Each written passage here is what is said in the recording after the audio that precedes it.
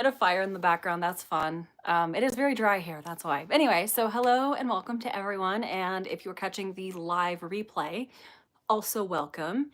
If you are here for the live, make sure you like the live. That really helps with the reach. But other than that, let's all just like have fun and chit chat. No plans for today. We're just vibing. I'm not crafting because all my craft supplies are in storage and I don't have furniture, so I'm sitting on the floor. I have a bed to sit on, but we're just gonna sit here in this corner where I usually do my filming lately, or besides sitting on the bed.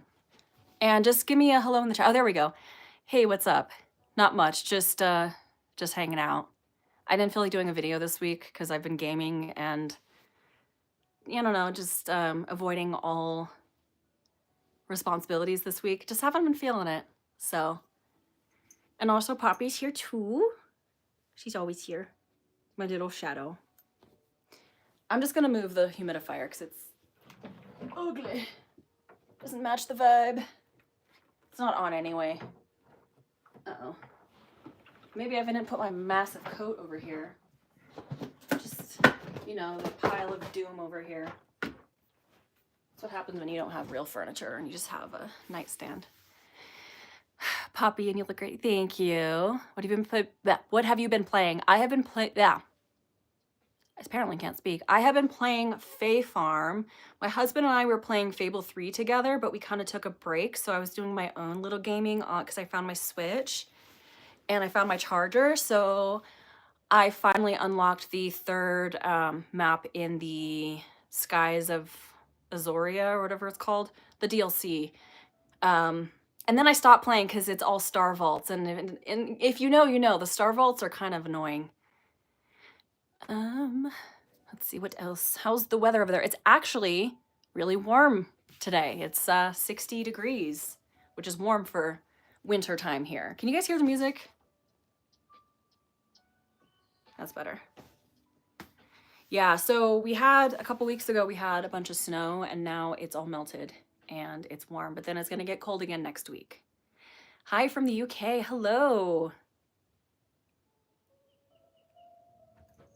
Hi, I love your videos. You always make me laugh, and you are one of the YouTubers who inspired me to plan out my own channel. Yay! I'm glad to hear it. I'm one of those people where I'm like, I want people to express themselves. Like, I love to motivate other people to do what they love as well.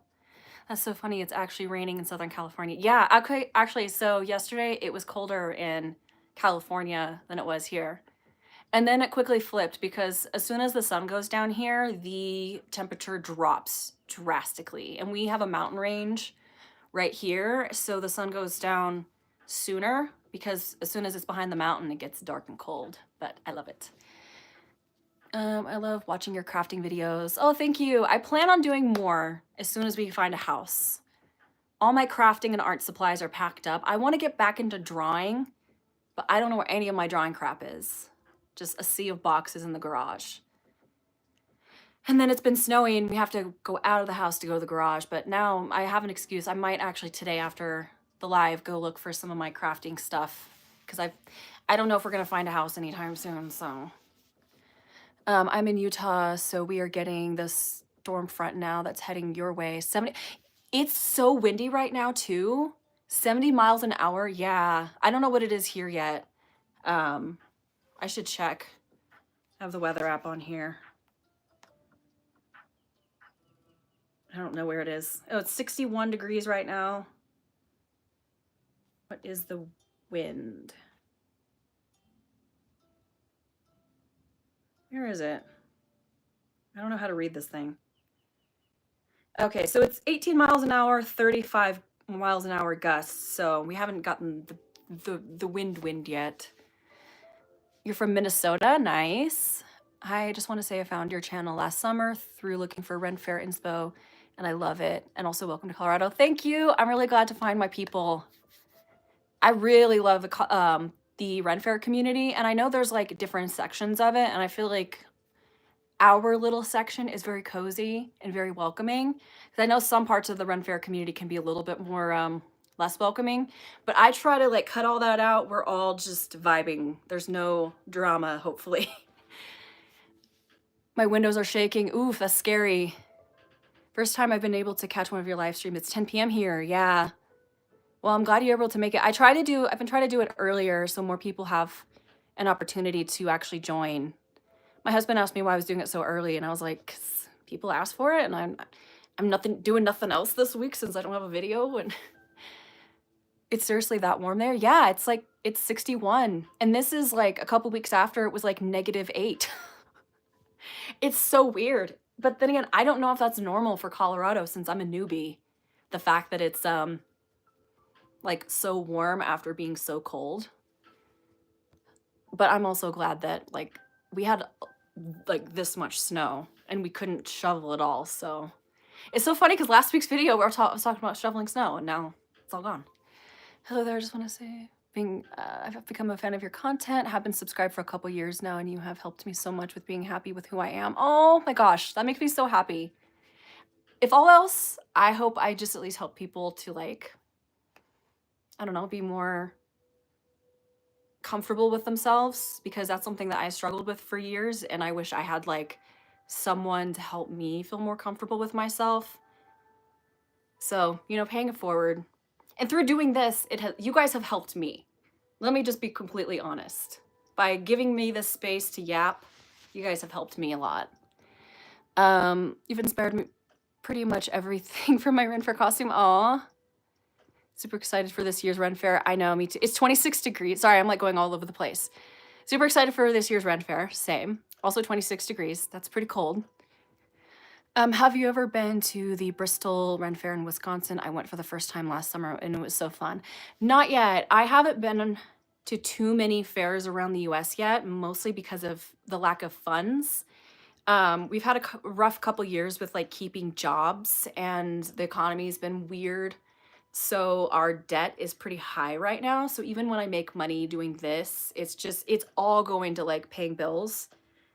And I don't make a lot doing this, but I kind of don't care about that. That's why someone mentioned that like some YouTubers like beg for like memberships and patrons. I try not to do that because I want everyone to feel like included. But going back to it, I have the goal, once we get our like job situation stable here, we're able to move into a house with my brother, that I will be able to like go out and go to more fairs. So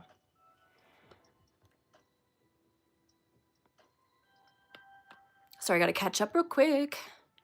When a snowstorm comes, it always gets warm and then gets freezing. At least that is how it is in Utah. Yeah, I guess it's probably like a cycle that like it kind of keeps going. Yeah. I want to start thrifting and altering the items for Ren for costumes and such. What's your #1 tip for finding unique items at the thrift store? I've become a scanner when it comes to thrift, like going through the racks. What that means is I don't go through every single thing anymore, and I probably should. It's probably more my patience that gets the best of me. But I will like look for unique prints and colors and textures, and just like, and sometimes you do the feel test.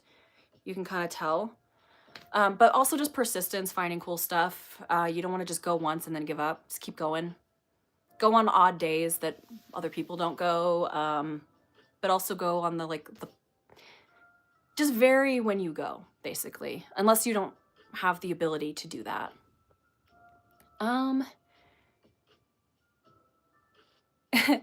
my head, we're besties every time a new video is posted, and tell my girlfriend bestie is on. Aw, I love that.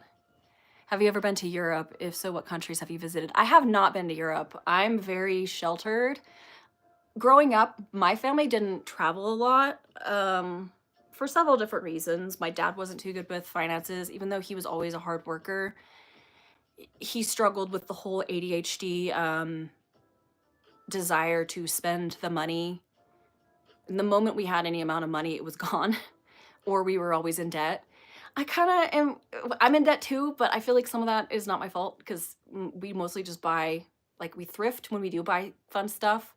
The rest is just food and bills.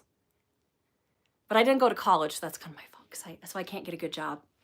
I've tried. Actually, the last job I had was actually pretty good, but I got too stressed out. Thank you for the helpful tips. Oh, I'm glad it helped because I had no idea. I was like, is this helping? I don't know. But yeah, I really want to go to Europe. Okay, so I'm gonna go on since I don't see any new comments yet, and hopefully I didn't miss anybody. Place I really want to go to. I joke about being Italian all the time, even though like I don't know any of my Italian relatives. My great grandparents came here in the 1920, like the latter part of the 1920s, and then I think I looked at the immigration like stuff. He came in 1928. I think my grandmother came here a little bit after, great grandmother came here a little bit after, but I know I have family in Italy, and that's been like a goal to go and visit because I've had some extended family that have gone and visited. So like descendants of my great aunts and uncles, my grandmother's siblings, and they were able to meet our family over there, but I just want to go for the food and the culture because I'm a sucker for pasta and cheese and bread and all of that, and coffee. I love a good espresso. I love a good cannoli, just all of it. I also would love to go to France, but I know Paris is not what it's all cracked up to be. So I'd love to go to like the countryside of France. And of course, I'd love to go to like Scotland, Ireland. My dad's side were Scottish, he claims. Because fun fact, my first name isn't Scotty, it's Sarah. That's my legal name. But Scotty comes from my maiden name, my dad's last name, and how people used to call me Scotty as like a joke, like Scotty dog. And so I've reclaimed it. I also used to go by Scotty when I worked with another Sarah, and it kept getting confusing, so we went by nicknames instead. Paris is a one-day thing. Yeah, I might just go just to like cross it off the list if I'm in France. I've heard don't eat the street, what are those called? The pancake things. Why does my brain always yeet words that I need to know? Someone please remind me of the word. Those like flat pancakes. Crepes, yes. It's because I was just talking about cannolis and my brain wanted to say cannoli. Yeah, I've heard don't eat the street crepes. Yes. That's a whole rabbit hole you don't want to go down, especially if you've had the street crepes. That might ruin your day. Have you ever thought about doing a group trip with people who want to go to do similar things? I have been. Yes. Because I'd want to do the weird stuff. Weird meaning stuff you guys probably, not the stereotypical touristy stuff. Like I want to dress up in like little fantasy costumes and take pictures and make TikToks and like look at the like antiques and castles and stuff. So I probably would want to get a group together for that. I need to get my passport. That's what's holding me back. I've gotten invited to stuff and I still haven't gotten my passport. Like I've had people tied to me going on said fantasy trips abroad, and I had to turn them down because I still haven't started the process of getting my passport. I started it and then we moved. That's my bad. Procrastination. I also studied abroad in Ireland for 2 months, and I have found some cheap, like actually cheap because I had barely any money at the time, things to do. If you ever want tips, yes, please. I would love to know. Sorry, my bangs are bugging me. I didn't blow dry them, so they're too long to have like in the front. I'm gonna be one of those YouTubers. It's like, hey, fiddling with hair, and I can see myself, which is big. Okay, I'm gonna stop.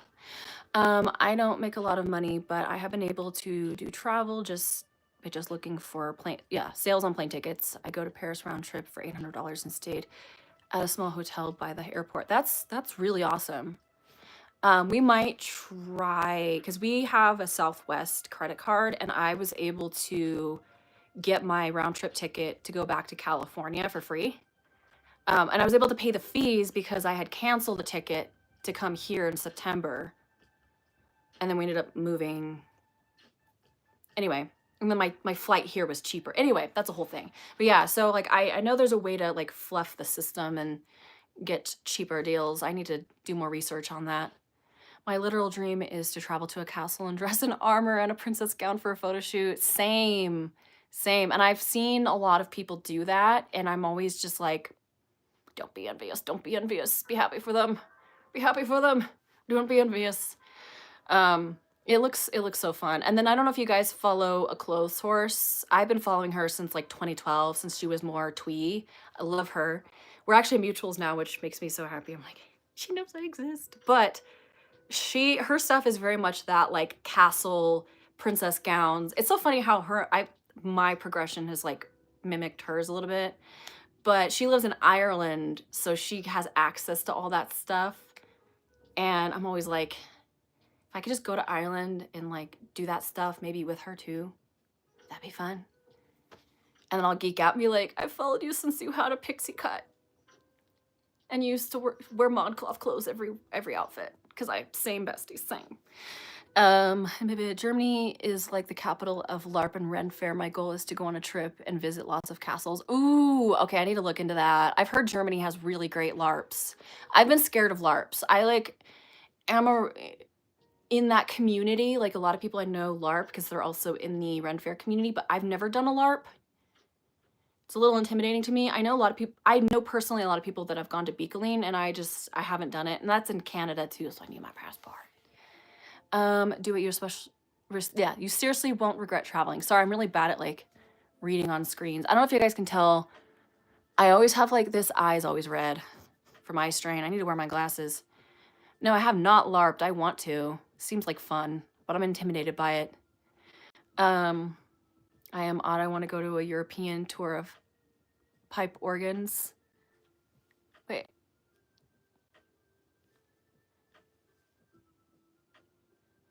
Yes, amazing. Love a good organ. Yeah, that sounds really interesting. That's the big instrument, right? I know what stuff is. Just sometimes my brain goes. Boop. I'm curious. Any outfit ideas, styling videos coming up? Would love to see an outfit more from your closet. Yeah. So I recently, if you guys want to first look, because I've been like a little bit like seasonal depression a little bit. I did some Depop shopping and I found some really cute tops secondhand. I'm going to be doing some styling. And then I just had a brand that I've been loving, a small business who's size inclusive, who reached out, who wants to work with me. So I asked them if they wanted, because they wanted to send me some pieces. So I'm like, here's what I'm styling. Do you want to send me some pieces for these outfits? So I'm planning an outfit video, kind of like styling secondhand pieces along with a couple pieces from this brand. It's going to be whimsigoth-ish because like lately all my content is whimsigoth. I'm kind of obsessed at this point. It's become my whole personality. But yeah, so stuff like this. Again, we've got the sleeves. And so, and then I am putting together a comprehensive video for Hobbitcore. It's going to be a little bit more involved than my whimsigoth one because I'm going to go through like the history of Hobbitcore and like a little bit about the movies and then like how it all works together, what inspired the costuming, because there's a lot of like crossover between Hobbitcore and cottagecore. And then I'm going to show pieces from my own wardrobe that are Hobbitcore. I don't know if I'll be able to style them in outfits because a lot of key pieces are still in storage. So I might just show the pieces. I'm also going to be showing pieces that I found on ThredUp. By now, a lot of those have sold, but they'll just be for examples, in addition to showing outfits from Pinterest. So there's a lot of more moving parts, which is why I've set the video back a bit because it's a lot more complicated and it's going to be a lot more editing. And then I'm going to do a part 2, kind of like the whimsigoth, where I'm going to be showing interior decorating tips for Hobbitcore. Even though it's not my specific aesthetic, I do like elements of it and I do incorporate elements of it in my style. So I still feel like it's in my wheelhouse.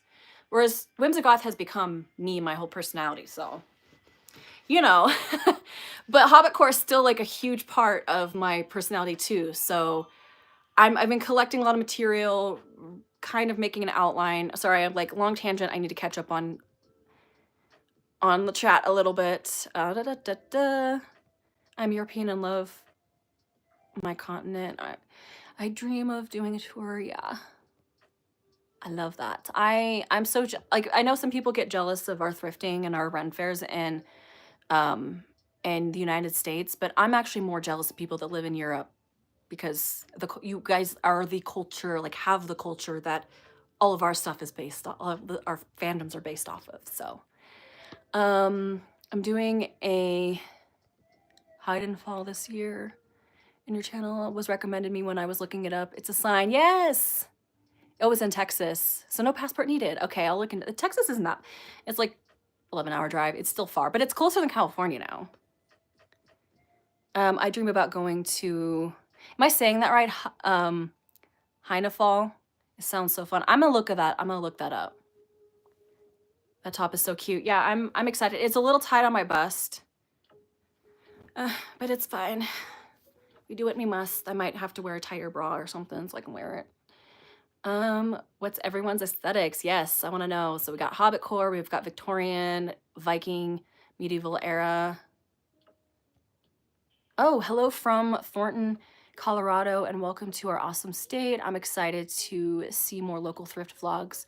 I personally love the arcs here. Yes, I actually discovered them recently because of y'all. I do a lot of sewing and find a plethora of fabric at them. Yeah, I was so impressed by the crafting section that each arc that we went to had a huge crafting section. There were lots of just like little bits and bobs, stickers, stamps, but also fabric and patterns. Now you guys gotta look into what I have to edit out when I'm doing videos. I'm like, what's that word again? That common word that we all know. My brain doesn't want to compute. Honestly, lately, don't have one because of moving and still not having, having unpacked most of my stuff. Yeah, Whimsigoth, medieval. Hello from Wales. Hello from Colorado to Wales. I like mixing the cores, cottage, vintage, hobbit, academia. Yeah, same. I think that's why I like Whimsigoth so much, because it incorporates elements of all the aesthetics that I like. There's certainly a subset of Whimsigoth that's more of the witchy and less of like the hobbit and cottage and all of that stuff, but I feel like my style is like in the middle of all of it, so I just call it Whimsigoth. West Virginia, oh, we've got someone in Australia, we've got Sweden. Lolita, I love that. That's very cute. Forest core, hobbit core, dark academia, fantasy core, and some goblin core. Love it. The mix of cores is where I'm at too. Yeah. I think that's why I love our little community too, because like we're not just one aesthetic. It's kind of where all of the aesthetics meet up in the middle. And that's why there's like such a broad range of people that like watch my content and interact in the community.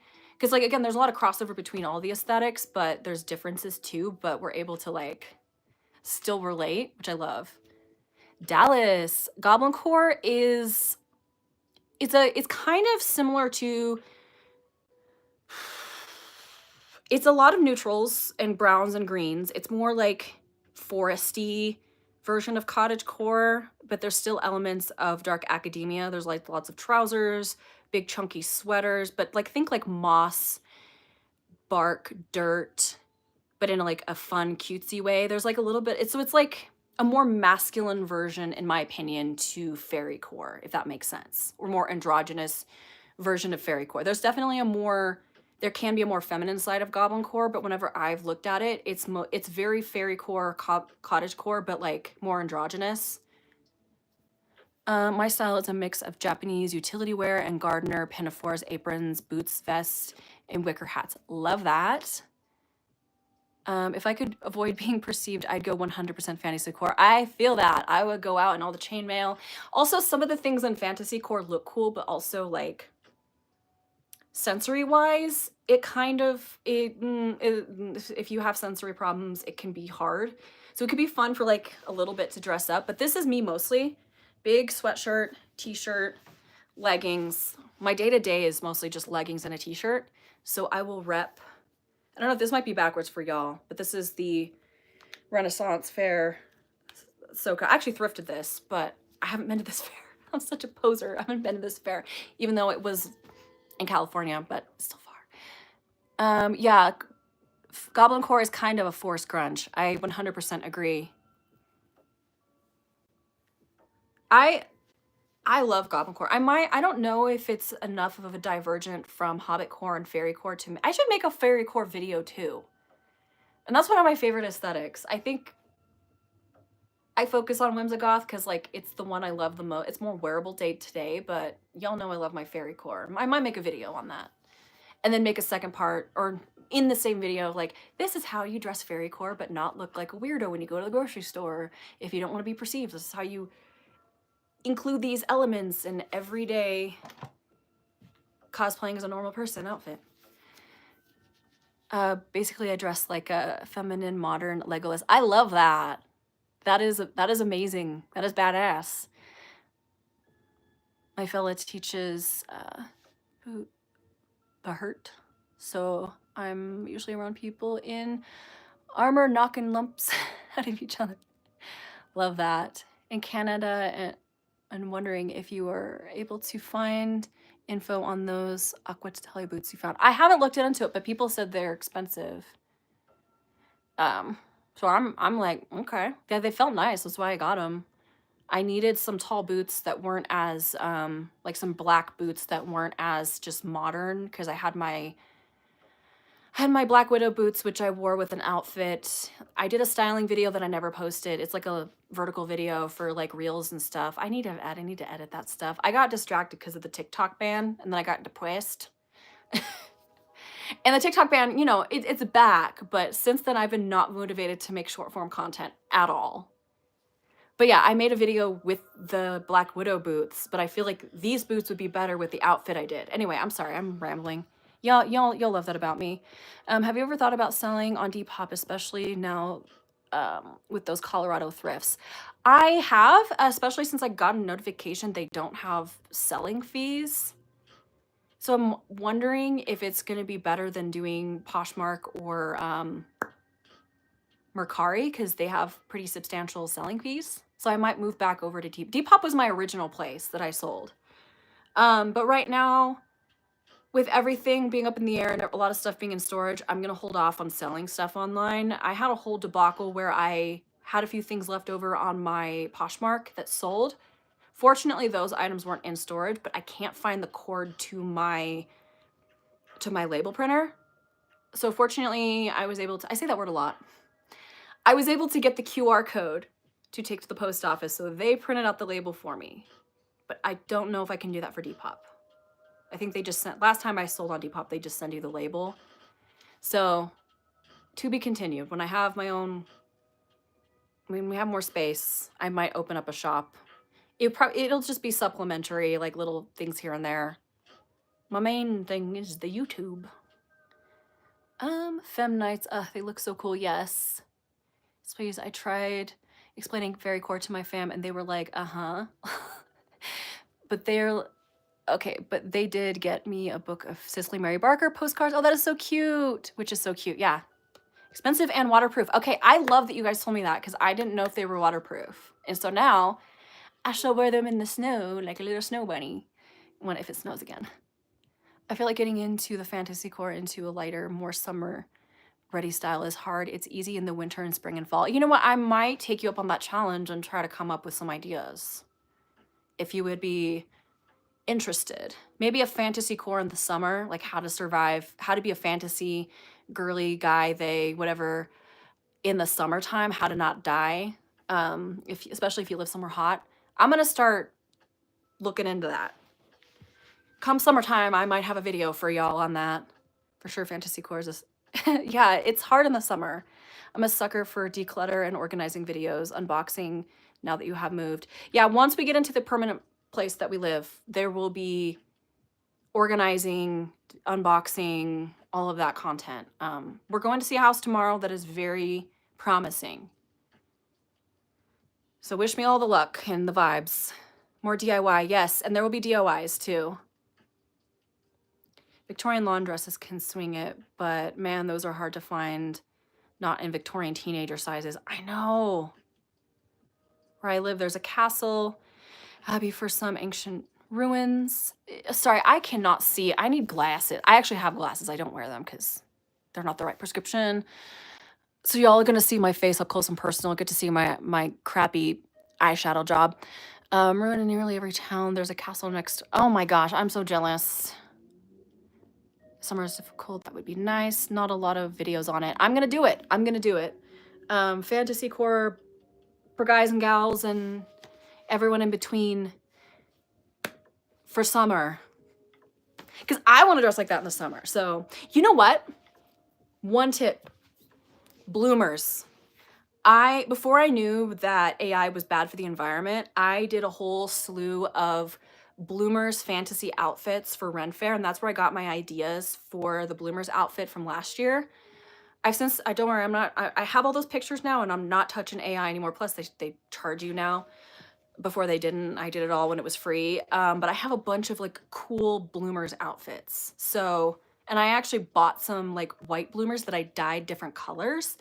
And then there's a pair of bloomers that might be sent to me by that brand, a pair of like sage green velvet ones. So making that note, not everyone can pull off the bloomers though. So I'm gonna come up with some alternative skirts for the girls. Maybe I'm gonna start come up with some ideas. It sucks being plus size trying to thrift. I'm above a 16 in some things, and all the thrift stores are like, oh, you want to dress like a grandma. Got it. Oh my gosh, right? I don't know if you guys have noticed, but now when I do my thrift vlogs, I will browse I at least try to browse the plus size section and show you guys cute stuff that I see. Especially for those that are local, but also to kind of inspire people. My last video, I did that quite a few times. I'm gonna try to do that more and have like a little section for my plus size friends. Obviously not everyone who watches my videos is plus size, but just so you guys feel included, like here's what I'm seeing at the thrift stores. And if you're in the area, swipe this up if it's still there, you know? So I'm gonna try to be conscious of that so you guys can get some inspiration. And if you're in between sizes, that's where learning how to sew comes into play, which is harder than it's about easier said than done, honestly. Yes, plus size and thrift sucks. She found a black skirt in her last thrift store and I can't stop thinking about it. I know, a lot of people have commented about that skirt and I was like, see, there is some stuff out there. It's just, if there's a lot of competition in the area, someone else is gonna nab it, but that's why, sorry, my bangs are bothering me again. That's why it's important to be persistent and keep persevering. And I mean, it's a lot of time spent, but if you find some really amazing finds, this keeps bugging me. I need to cut them. I'm gonna go back to my baby bang era, as long as it doesn't make my jawline look too massive. Thanks for talking about the environment harm of AI. Yeah, I had no idea about that. And then me and a friend had a discussion about it. And I was like, okay, good to know. And I now do not partaketh. Because I was like, it's just a computer program. Because I grew up in a tech house. So I was like, oh, it's just a computer program. And I didn't. Oy. This is why we can't have nice things. But I guess it's for the best so they don't take over and kill us all, you know, when the robots take over. Anyway, linen is best. Yes, linen, cotton. Oh, any good stores for high quality linen shirts? It depends on if you're going for masculine or feminine, but I really like, it's expensive, but they have sales. Sondafloor and then Linen Naive also is good. I would just check their size chart because their size is a little wonky. Whereas it's opposite with Sondafloor, they run bigger. Whereas Linen Naive runs small. I need to do more research on that because those are the two brands that have sponsored me. So I have more experience with them and I have like their garments. So, but I can't afford them. I wouldn't buy them, not because I don't like them, but because I can't afford it. But I appreciate you showing cute stuff in plus sizes. I love that black skirt. Yeah, because like I get so many people that are like, there's some people that are like really balanced. Like, yeah, it's just hard to find cute plus size clothes. I'm like, I totally get that. But then there's some people that have like the extreme where they're like, cute stuff in plus sizes don't exist. And I'm like, well, that's incorrect. It is hard, but it doesn't exist. And that's why I like try to stress, like, just keep trying. Like, you will strike the lottery eventually if you keep trying, you know? And I don't want to like discount the fact that it's hard, you know? I really want to get more into my sewing era this spring and summer because the thrift here is, yeah. There are some great Etsy linen shops. I second that. Oh, Poppy. She groans when she's not getting attention.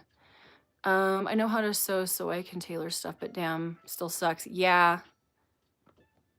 Cause like if you're gonna spend money on a garment, you'd expect it to at least like fit you, but you know. Have you ever thought about doing a Dress Me Up Scotty / Run Fair / fantasy type merch? Yeah, I want to expand my merch line. I just have my thrifty, I'm a trash man, what do you call it? Raccoon. Just the basic words just flat on my brain. I need to sit down and draw. That's why I want to get back into drawing so I can actually come up with some designs. I was going to adapt my old mushroom sketch page that I went viral on on Pinterest that a lot of people are stealing, but I have stickers for. I want to make some mushroomy t-shirts and sweaters and stuff. I might talk to one of my friends, Knock Thrice, about that stuff, because I could just go through T Republic or the print on demand, but I don't know. I'm a baby. I don't know anything about that stuff. I'm not a baby, but with that stuff I am. I think I'm gonna save up for another heavy duty sewing machine. Sorry, I'm really behind. I'm like, oh, Yes on the Floor has a sale right now. I did not know. I feel bad. They sent me a dress and I still haven't made a video about it. And it's been like 2 months because it's in the storage right now. They sent it to me right before I moved. If you could maybe give some recs on fantasy sewing patterns that aren't AI, because Etsy screwed me over. Oh, that's awful. There are a few simplicity patterns that I've seen. I actually was looking at them today. I was saving some simplicity patterns. They have a line of fantasy garb. I'll ask my friend Jordan too. I don't know. She's probably not watching because she's at work, but she's made a lot of like fantasy garb. She makes her own Run Fair outfits, and she's learning to sew. It's like she knows how to sew, but she's like learning to make corsets and stuff. And she made a really beautiful gown for a masquerade. So I'll ask her about patterns, and maybe we'll do like a video about patterns and stuff. Even though I don't know what the hell I'm talking about, I'd like to platform people that do. So maybe Voria. Oh yeah, Voria too. I forgot about them. I don't remember, but that's expensive too. But that's the thing, that there's the trade-off between price and quality and ethical manufacturing. A lot of these places, you're paying for the workers' cost of like their actual wages, whereas if you get stuff like at Free People, which is expensive, or Gap or Old Navy or Zara, those places are made overseas in places where they pay people pennies on the dollar to sew their garments. Whereas if you buy from places like Sonde Fleur, Linen Naive, Voria, where they're more expensive, again, you're not just paying for the high quality garment, but also the fact that your worker isn't being paid like 50 cents an hour. They're actually being paid whatever the area they're in, like the actual livable wage. So that's what's hard, because if like you're not being paid a livable wage, you're like living paycheck to paycheck. It's hard to buy a $200 shirt, you know. But then, yeah, it's a lot of mental math. Oh my gosh, maybe you and Just Luncheon can do a Ren Fair video and went to Colorado Ren Fair last year, I think. But she does LARP stuff too. Yes. Okay. So her and I have talked. By the way, thank you for the super chat. But yeah, her and I have. Can I heart it? Yeah. Her and I have talked, and we have talked about like collaborating. It's just our schedules didn't line up. She was at because she's in Southern California. She of course did this fair, but what was I thinking? I wasn't able to get to that fair, and then we went to Colorado a different week that she did. So now that I am here in Colorado, I'm going to reach out again and be like, hey, whenever you're here, DM me. Because her and I have like, we're subscribed to each other, and we've like talked about collabing, but you know. Yeah. Model fabrics helps a lot when thick, modal fabrics help a lot when thick cotton clothing doesn't cut it during the summer, stretchy and doesn't stick to skin. FYI, wash it, delicate cycle, and garment bag. It will save you from replacing them often. That's good to know. Thank you for that call out. Oh, don't worry. I know I love those brands and I have a Sonda floor dress. It's worth it, but for us plebes, it's a lot of money to spend all at once. Yeah. Yeah. And thank you, Colette. I really appreciate that. But yeah, it's until I blow up as a YouTuber and I have 1 million subscribers, I feel like we're all just like, I'm one of y'all. Like I get sent stuff and that's the only way I'm able to afford stuff like that is like, it's not my money. I'm paying for it with labor and making videos because most brands, especially small businesses, can't really afford like actual marketing. So it's easier for them to send a garment to someone to then promote than, which I mean, yeah, it'd be better if, you know, they could pay for marketing, but I honestly love supporting small businesses and especially when they're size inclusive. So I don't mind if it's like a big corporation that's just trying to send me clothes for a video. I'm like, nah, y'all can pay me. Y'all have a whole marketing team. Anyway, that's a whole other rant. Where I make excuses for small businesses and will totally do free labor for a garment, like a trade, whereas if you're huge, I will side eye you if you don't want to pay me. That's awesome. I'm glad I can support you. Oh, you already said, I already read that. Wait, hold on. It's like me buying you a coffee for a friend. Oh, yeah. And that'll go towards probably, poppy treats too. I always tell people when they buy, instead of buying me a coffee, buy me poppy treats. Cause we don't like go out to coffee. Like we're very frugal with our like, we don't go out to like Starbucks or Dutch Bros or Pete's, but we will spend money on our animals. I will buy them treats. I will buy them toys. Poppy gets the best food, the premium organic food and treats. The only thing we really like get that's junk food for her is pepperoni because it's more smelly and it's great for like training. Does anyone have an idea of what theme they are going with this year for the Ren Fair? I'm stuck between an assassin, dark fairy, or snow fairy kind of vibe. Have you thought about combining two themes and doing a like snow assassin fairy or a dark snow fairy? I like the idea of like combining different, like doing two, mixing and matching, doing two different themes and like figuring out where the cross section is, if that makes sense. Oh yeah, Poppy is asleep right now out of protest for me not petting her, but she's right there. See my little baby. But yeah, I'm trying to think of what I want to do for Ren Fair this year. I kind of want to revisit my outfits from last year since I'm going to be going so many times this year since I live here now at the Colorado Ren Fair. So I'm probably going to rewear the sorry, burped, excuse me. Definitely going to rewear the dandelion outfit. I want to do photo shoots. I never took pictures of those outfits. I might need to make alterations to the Lily of the Valley because the corset, the top that I used to make the corset is not high quality and the boning kind of pops out on this, like it kind of like buckles and I don't like that. I might try to just open it up and add better quality boning, but I might also just try to make a new corset and maybe just cut out the painting that I made and make it like as a patch. Maybe even put like, make it look like it's a framed piece of art on a more like a ornate corset. I don't know yet. I might alter that, make a video altering that outfit and making it a little bit better. But I also want to do some shoe DIYs again this year. I want to make, because I love my fairy shoe DIYs, but I'd really love to do more Ren Fair wearable footwear that fits the vibe, because lately I've just been wearing my Docs to the fair because they're comfortable, and if my feet are uncomfortable, then I'm done for the day. So I really want to find some really good, comfortable base boots or shoes and decorate them and make them look really, really beautiful. Right now, there's some really amazing like elven real leather boots on Etsy, but they're like $600, but they have like the ornate like leaf design.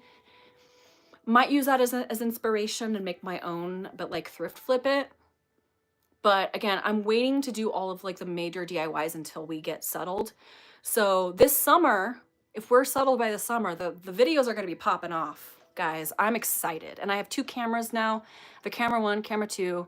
I don't have it with me, but I have a little smaller version of my DSLR, a little bit older and smaller, for vlogs and taking into thrift stores.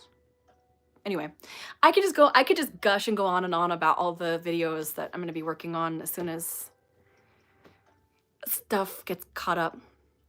Okay, I gotta scroll because I gotta catch up. I want to make sure I address everyone's comments. We have time. I'm thinking of doing another barbarian. Love them. Look, and maybe a necromancer barbarian. I also want to be a Pokemon run. Oh my gosh, I love all of that. Oh, if you guys saw my little silly little video with the Bokoblin, I'm definitely going to wear my Bokoblin outfit. Is that what it is? Bokoblin? No, now I'm like, is that the right word? Anyway, the Breath of the Wild / Tears of the Kingdom little enemy guys. I have my little outfit I want to wear to one of the weeks. I want to do like a Zelda group. Because I think Kate of Honey Sword Cosplay, who she's friends with the people that out here. She doesn't live here. She lives out like in East Coast. Pretty sure she has a Korok. So if she comes back this year, I'll be like, are you going to do your Korok? Because I'm going to do my Bokoblin. I might remake the hat though. I have a cheap Amazon version. Might make my own. Anyway, so I gotta catch up. Oh my gosh, I love the idea of a snow fairy. Reminds me of Tinkerbell's twin sister, Periwinkle. Yes. No electric car rentals this Ren Fair season for you guys. Well, now that we live here, we have our car, our ride or die car. So that won't be a thing. And we'll have multiple weeks to come back to fair. I might even do, one of my friends who volunteers as a cast member asked me if I'm going to volunteer as a cast member. I might try that, but I can't vlog if the days that I'm actually on staff if I do that. So, but then we could like have a little meet and greet. I don't know if they'd allow me to have meet and greets for my channel as actually, never mind. We'll do meet and greets, not me working the fair. How about that? Are you buying any single day tickets for each day to go to the fair? Do they have season passes? They do not have season passes, and that is a whole, well, at least for this fair, that's a whole rant in itself right there. You have to buy a single day. Fortunately, it's like $28 per day, which is not terrible. It's not the most expensive fair. There's some fairs that are like 70 bucks, but I wish they had, at least for locals, a season pass. But Mr. Paradise does not want to do that. So at least last time I heard. Unfortunately, Colorado doesn't do season passes. Does anyone know of fairs that do season passes though? Let me know. If it's a possibility for you to get a press pass, you might be able to get into the Ren Fair for free. Not sure if your man can too, but you might. Well, he's on my team and I pay him. He's my camera guy, so maybe him and I, because he is a lot of times my camera guy. So, I might have to look into that. I don't know if they do that for Colorado, but if they do, I want to go to a Ren Fair so bad. I hope you get to. Yes, Bokoblin. Okay. It's super annoying as someone who goes every weekend. Yes. Happy Friday. Hi, how are you? Doing amazing. What games are you playing? I am playing, currently playing Fae Farm. Almost done with it. And I stopped because I really don't want to do the Star Vaults. And then my husband and I are currently working through the DLC of Fable 3. Would you ever like to do a multiple day LARP like Beacling or something else? Yes, I would love to. I'm scared of camping. I'm not scared of camping out. I have a lot of needs and I don't know if I'd be comfortable camping, but I might work up the courage to do so. I'm someone who needs a lot of amenities because of sensory things. But I know people that go, so I wouldn't be alone. And I've always wanted to work with, what is her name? Willow Crafts. She has red hair too. She does a lot of cosplay, but she's now like specifically in the LARP and Ren Fair scene. I think she followed me back too, which is so exciting because I've been following her for years when she was just doing cosplay. Love her. So she goes to Beacling, and I would love to collaborate with her. Shoe DIYs, yeah, I'm really excited about that. I actually have a pair of boots that I might use. I'm gonna wear them around for a few days and see how comfortable they are. But I thrifted some Vince Camuto. They're gray. They looked black online on where I bought them secondhand online. So I think I might paint those because they're suede. So I think they'd be perfect to paint and add like leafy bits. Okay, so Texas, Wren, and Scarborough has season passes. Okay, good to know. Ohio does season passes. We actually thought about doing Ohio this year because it's after Colorado. I think. Was it Ohio that's right after Colorado? They don't like, they're not the same time. I'm gonna look that up again. It would be a bit of a drive for you. There is a weekend Pirate Fest in North Glen. It's a pretty good time. Ooh, I'm gonna write that down. Oregon and Washington Ren Fair does season passes too. Good to know. I have friends in Washington. Michigan does season pass. See, everybody does season passes. I know NorCal doesn't, but we only would go one weekend a year because it was a 2.5 hour drive. I feel like the same about the camping part. Yeah. I'm very sensitive to temperature, very sensitive to smells. I feel like I need a flushable toilet. They might have them at the Beacoline. I just don't know.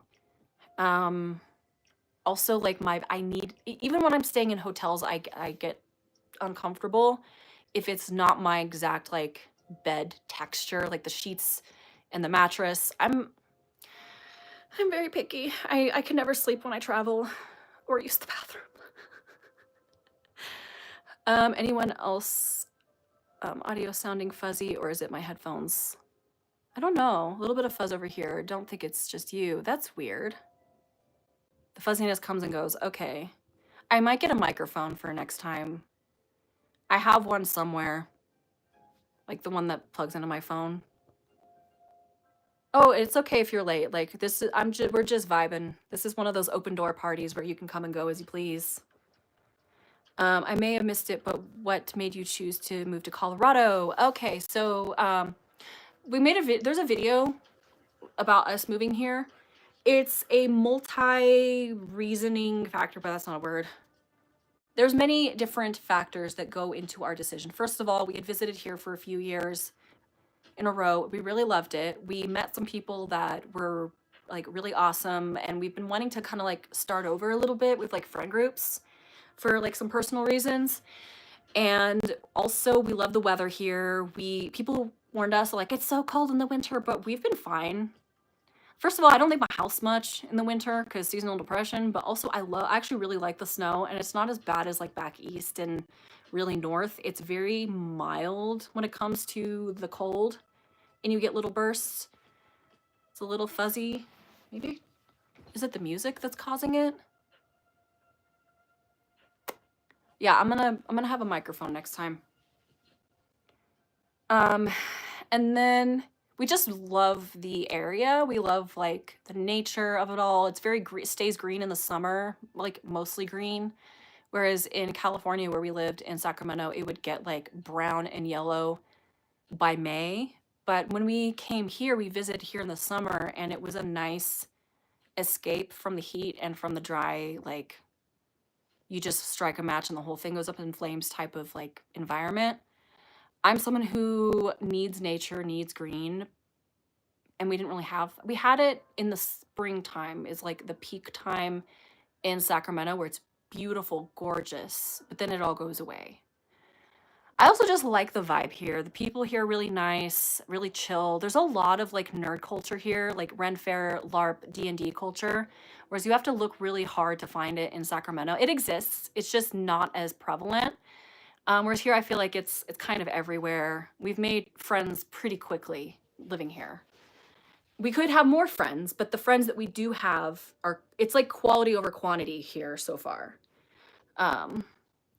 Fall is going to hit so hard. All of the colors. I know, and we don't have a fall in Sacramento anymore. We used to, and it used to be beautiful, but it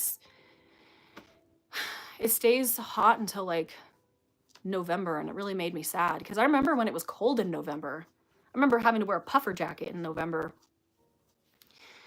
Ohio is Labor Day to Halloween. Yeah, so it's after, like, because Colorado ends in August. So.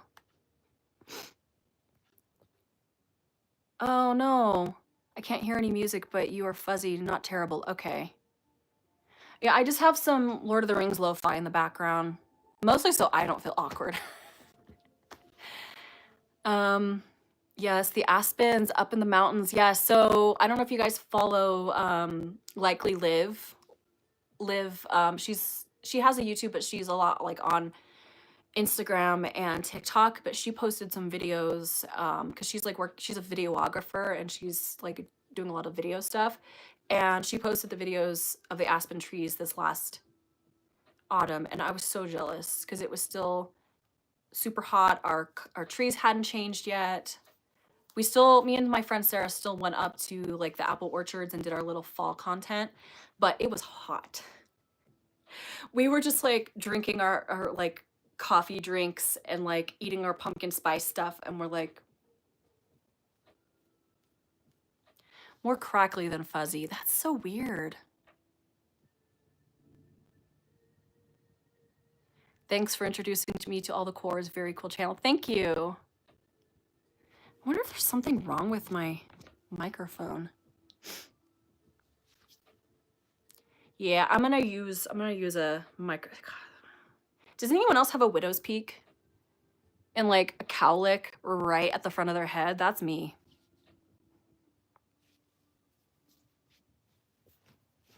Just gonna keep messing with my bangs.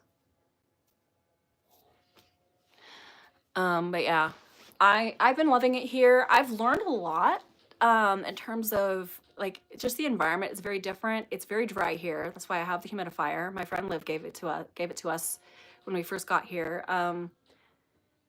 You need a lot of lip balm, at least if you're just adjusting to it. I was given a lip balm by my friend Jordan because I forgot mine when we went to a castle to have tea. And beeswax based lip balms do the best. We have gone through so many chapstick brand lip balms. Don't do jack.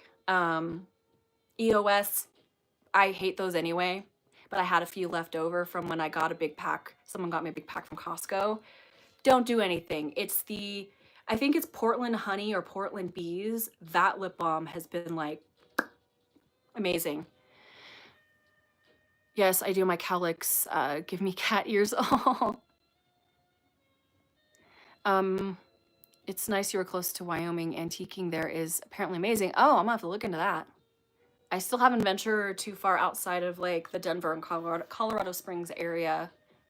But there's a few towns that you guys recommended in my moving video that we're going to be checking out, like cute little towns. And then there's like some hot springs up near New Mexico. And then there's a fair in New Mexico now. And we're planning on, as soon as we get established and like have our job schedules, to do some more travel. I'm excited. So I got like an actual little vlog camera for that. I traded in my 2 Sony cameras that I used to use for a Canon 50D to work alongside my, what's my camera? 5D? 6D? I don't remember. I'm so bad at remembering things. But anyway, I have 2 cameras now. Burt's Bees. Yeah, I used to be a Burt's Bees girl too. I just haven't used it in years because it's gotten really expensive. The Portland Bees one, I remember I used to have one of those. It was cheaper, but I also got it at grocery outlets, so it was cheaper. Is YouTube your only job? Well, currently, because me and my husband have been struggling to find jobs, I actually applied for some remote data entry because I don't drive, which is really hard. We only have 1 car. I used to do remote customer service, and then I've been looking at like data entry, remote personal assistant, or like administrative assistant. I've also applied to be a video editor for a very large YouTuber because like I already am like editing content every day for different things because I also post on Instagram and TikTok, and I have different revenue streams and like stuff to like supplement. And I did some video editing for a nonprofit for a little while, but that well has dried up. There's not really much work left for me right now. There might be the next time they have like one of their charity events, because I was editing their live streams and doing promos and stuff. So I mostly have been doing like side stuff in addition to YouTube. YouTube doesn't really yield a lot of money right now. When I get a sponsor, sponsors don't pay a lot. I'll be completely honest with you guys. They don't, unless you're like Markiplier or like a big million subscriber YouTube channel, they pay you pennies. And then AdSense is very fluctuating. One month I'll make like $300, the other month I'll make $900, depending on how much I post and what advertisers want to pay. Yeah, side gigs have been helping a lot. Doing like little editing jobs. So I did apply to be like an actual full-time like editor. Full-time meaning help them churn out one video a week. I'm already doing one video a week for myself, so I can handle more editing work. Highly recommend Aquaphor, stays on longer. Have you tried Upwork? Yeah, I might look into like one of those and putting myself out there for editing. It's just hard because like I work better when it's word of mouth work because I can vet the person that they're not going to screw me over. So like the YouTuber that I applied for, I was already subscribed to, and like I've watched their content for years, and so I was like, okay, I'll apply for that. I know their vibe. I know what they'd like. Like their editing style is different from mine, but like I can emulate editing styles. It's not hard. And they make longer videos, but there's less cuts. So I'm like, oh, yeah, I could do this. But my husband is still looking for work. He got a job, but it requires a licensing thing, and the licensing isn't working out. He is doing DoorDash right now. Not right now, but like DoorDash and stuff. It's just the job market everywhere sucks. Like we were told it's better here in Colorado, but it's the winter time. It's the economy. My brother fortunately has like helped us out a lot because he makes pretty good money. He got the tech gene of the family. Both of my brothers got the tech gene. They both work in software development, and they both, you know, really smart, really brilliant. And I'm the creative one that was making finger paintings while they were learning how to read at 2 years old. I don't know. I was the special one. You're the only channel that I have the ads play on all the way through. Oh, thank you. I appreciate that. Michigan Run Fest is mid-August to the beginning of October. That's good to know. Do you have a dream career outside of YouTube influencing? Yeah, that's really hard. I have a lot of interests, like little things here and there that I like, but nothing that I'd like want to make a career out of. I like helping people. I myself have a special interest in like psychology and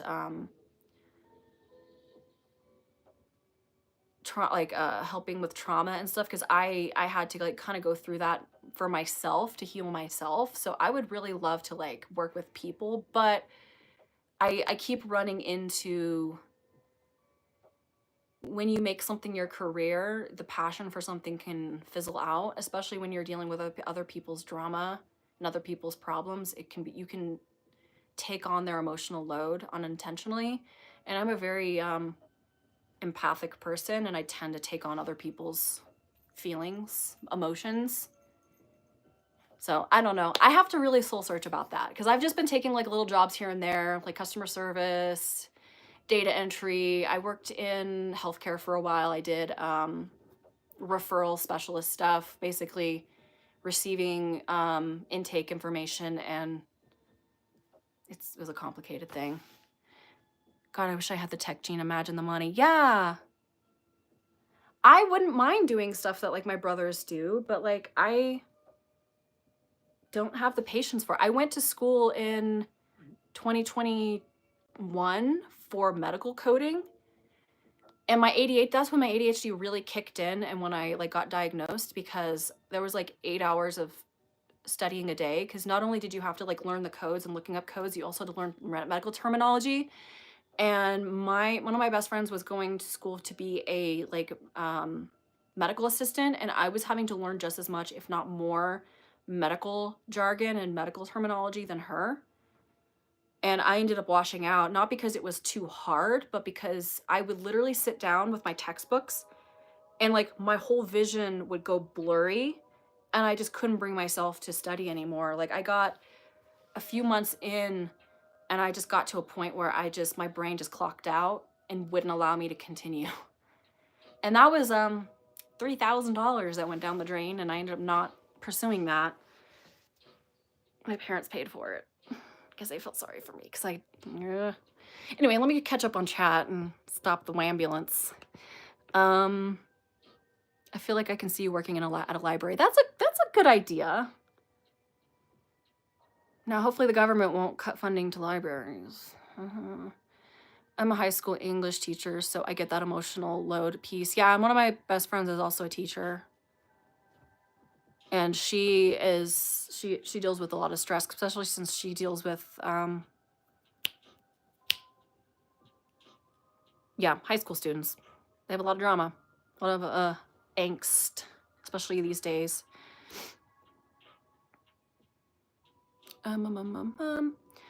Also saw you on TikTok and really interested in the fantasy wardrobe video. Always fun to find other channels that make sewing fashion videos. Yeah, I started on TikTok actually, and then I expanded on YouTube. I need to make more of those style videos that I used to make on TikTok. I used to make those all the time, and I wasn't in the creator fund when I did that, and it'd be nice if I could make a video like that and it go viral. That's the goal. Like, I don't want to take money from y'all and like be begging for patrons. I want the big corporations to hand out the money to me, you know? But I can see you owning your own fantasy style candle making store / coffee shop. You know, there's opportunity for that out here. I've just seen so many of those pop up and go out of business. Maybe not so much here, but in Sacramento, that happened quite a few times where we would find a shop like that and then they would go out of business because not enough business. But I should look into it here. I don't know if I have the money to invest in that, but I could also apply to work at places like that too, because there are fantasy coffee shops here, which is really awesome. That part, I was in marketing and it ruined my social media for me low-key, and also the world falling apart every time I open a social media app. That's the other thing. Yeah, that's why I haven't been on social media the last few weeks. I've just been gaming. I got, especially when the whole TikTok ban thing happened and the inauguration happened, like I was scrolling social media all day and just being bombarded with all that, and I just had to stop. So I haven't been posting a lot, just my YouTube, that's it. Because the moment I open those apps like TikTok and Instagram, I get sucked in and then I get depressed. So been on the games. Also helping my husband apply for jobs and applying for jobs myself. No interviews yet, for me at least. For him, he's been on interviews and rejected. But ADHD too. Are you taking meds? I was, but it wasn't working. I was on Strattera and then I ran out and I don't have insurance right now. So I just stopped taking it cold turkey and nothing happened. So I found out that Strattera doesn't work for most people. And it was probably, when it was working initially, it was a placebo. And I've been like, is it working? I don't feel more productive. I'm a medical decoder. It took a long time to get a job, and studying was outrageous, but I love working from home and the flexibility. It's not creative at all, but we can live anywhere. That's exactly why I got into it, was that whole thing. Unfortunately, my brain made it to where I couldn't do it anymore. But the reason why I got into it was because I was already working with medical codes when I was working for the inpatient services for a like referral specialist position that I was doing. And the amount of times we got, what are those called? Face sheets, intake sheets? Because in order to actually create like an authorization, we needed a diagnosis code. We always use the same procedure code for everything, which is just inpatient. But we needed a diagnosis code, and we would call the hospital because they're like, don't make anything, like, don't look it up yourself, don't do it yourself. Like, person presents with sepsis. They're like, you can't just put in the generic code for sepsis. You have to like get the specific code, right? And then so I'd be like, all right, let me call the hospital and find out. And they'd be like, we don't know. We're not coders. We can't tell you. I'm like, well, I can't put this in the system without, so like my hands were tied. So I had to like go to medical coding Reddit and figure it out. Yeah, I was on Reddit for that job. That was so fun. And I was told you're not supposed to do that, but there was nothing else to do because I couldn't do my job. That's why I quit that job eventually. Not why, that was one of the many reasons. But then I went to school for medical coding, and I thought even if I couldn't get a job in medical coding, I could get a similar job to referral specialist and have that knowledge to then use. Even though I wasn't getting, it's not very well. Medical coders make more than referral specialists. But anyway, I'm sorry if I'm losing you guys. Let me catch up. Patreon is more consistent, unfortunately, and if your audience wants to support you, then it would be more of a direct way. Yeah, that's kind of why I opened up Patreon. I'm still building it up. I don't really have that many people signed up for it yet, but I don't want to push it because I know everybody's struggling right now, and I don't want to be one of those people, but I'm trying to make it valuable, especially with YouTube pushing so many ads. I want there to be an avenue for people to be able to watch my videos without ads. So I'm trying to, I've uploaded all my Ren Fair videos, quite a few of my DIY videos, and a handful of my thrift videos, but I'm still working on the backlog right now. So if anyone wants to catch up, there needs to be more LARPing theater-esque businesses. Yeah, I'm gonna ponder on that. I've been trying to come up with a business my husband and I can do, because this whole thing of us having to apply for jobs constantly the last few years, like he's held a few jobs and then they've like something happened. And I'm getting tired of it, Grandpa. But the environment, the job scene is like, that's too damn bad. So I'm like, what if we made a business and worked together? Because we hate being apart. Like we're one of those couples where we're just like want to be with each other all the time. So like we need to find something we can do. He's really good at crafting. So free clinics are good. I know there are some free in Colorado. You can see a doctor, etc. I'll have to look into that. I was told I can't take Adderall because I have too much anxiety. So I don't know. I was thinking about Wellbutrin because I know people that have taken Wellbutrin and it helped them.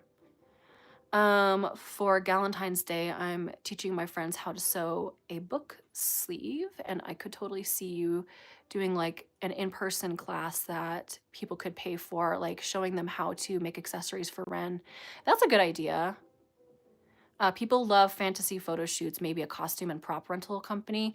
But yeah, especially in this area, that might be good. I might actually start opening up like some of my past Ren Fair pieces, if they're good enough, if they're durable enough, to people locally if they want to rent them out.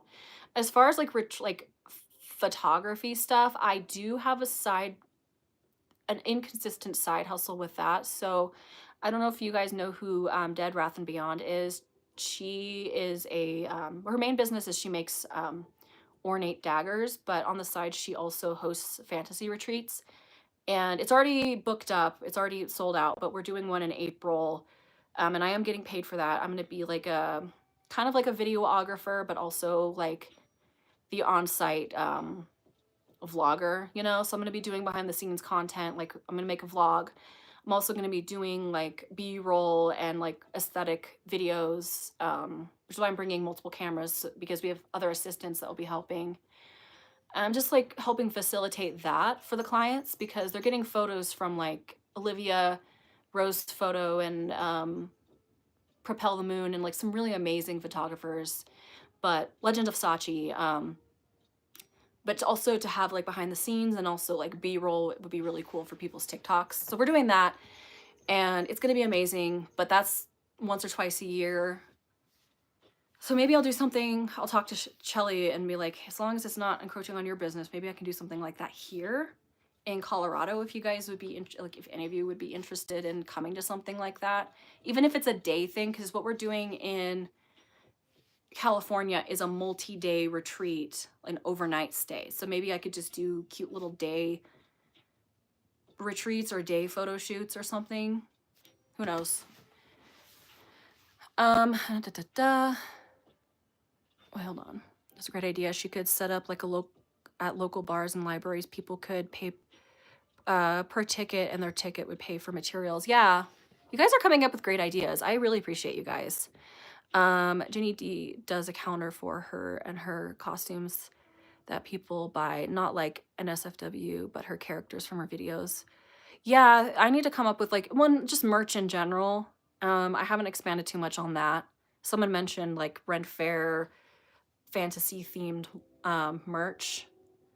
I also thought about collaborating with some of my friends that have their own merch lines and doing like Scotty X whoever, like, and we can do like our own line, and then they are the ones like I'm helping design, and then since they're already in that business and they already produce stuff, they could produce it and then I can help promote it.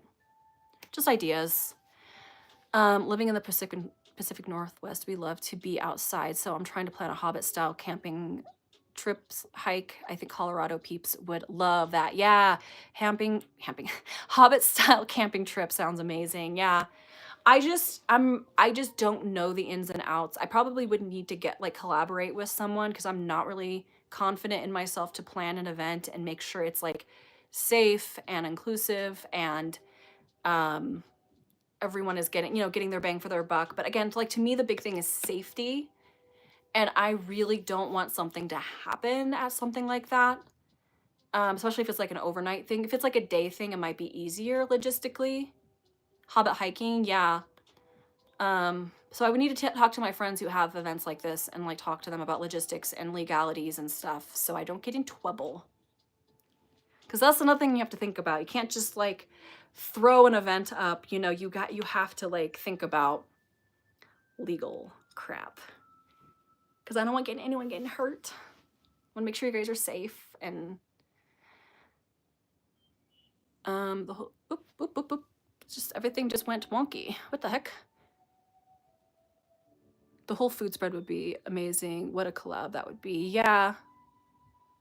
Thank you for the super chat, Jen. You should totally do like creative photo shoots, workshops, DIY sessions. Colorado is much closer for me and I would love to try to learn it. Maybe something affordable like a DIY session. Yeah.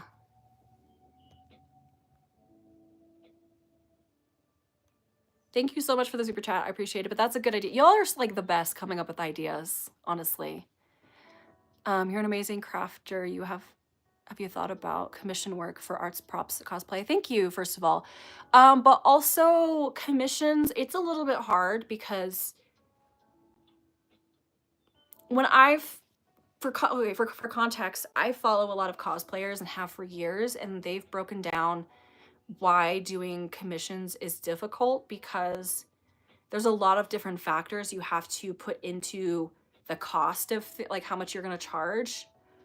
And then it gets down to if you actually charge for everything that you should to make it worth it for yourself, it ends up being not as affordable to a multitude of people. So I think it would be really cool to take my previous DIYs or my future DIYs and digitize some patterns and maybe sell patterns for super cheap. I wouldn't charge that much. Sorry, I gotta let the poppy out. Hopefully there's no mess in the background. No, just my coat. I'll be right back. I gotta let the dog out. Wait.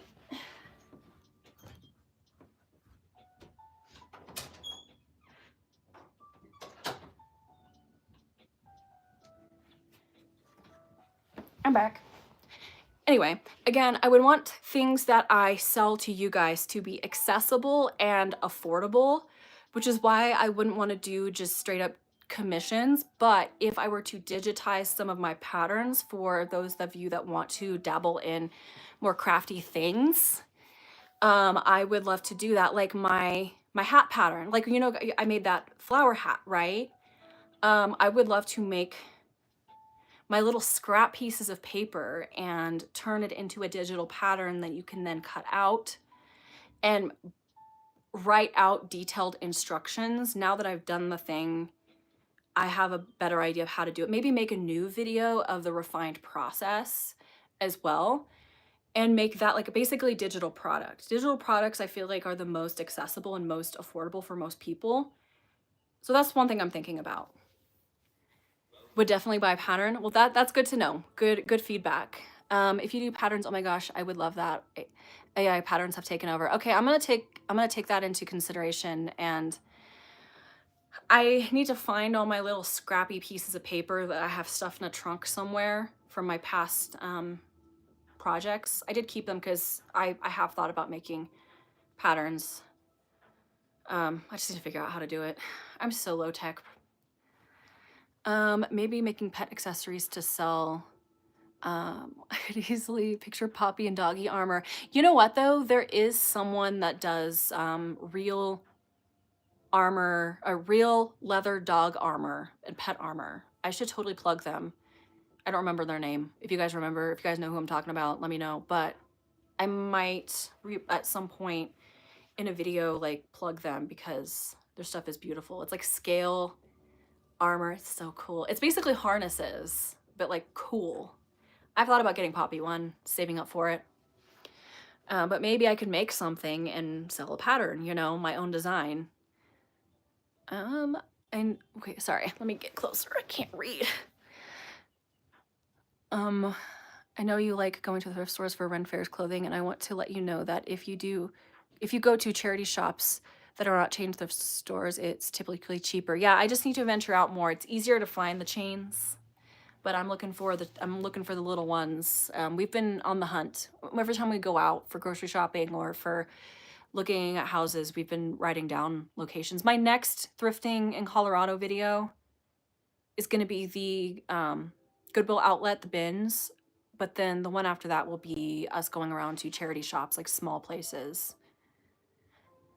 Nerd Forged an amazing dog armor. Okay, I'm looking for that video. I'm gonna watch that. I love Nerd Forge. I haven't watched too many videos from them, but they're always the vibe. Yeah, Nerd Forge, their stuff is always amazing. I just from the thumbnail, I'm like, oh, I'm so impressed. I don't know if you guys know, I've mentioned this a million times, but I don't know who has seen what or where, but I surprisingly don't really consume the type of content that I create unless it's short form, because I have what do you call it? Low, sorry, my brain. Attention span. I listen to a lot of podcasts on YouTube. I use YouTube for podcasts mostly. Anything long form, I'm like, whoop, my brain. Okay, let's scroll. The thrift stores that are run by volunteer workers are the cheapest. Yeah, so one of my favorite thrift stores back in Sac was one of those. This little piece is annoying me. Hydration check. Got my water with electrolytes.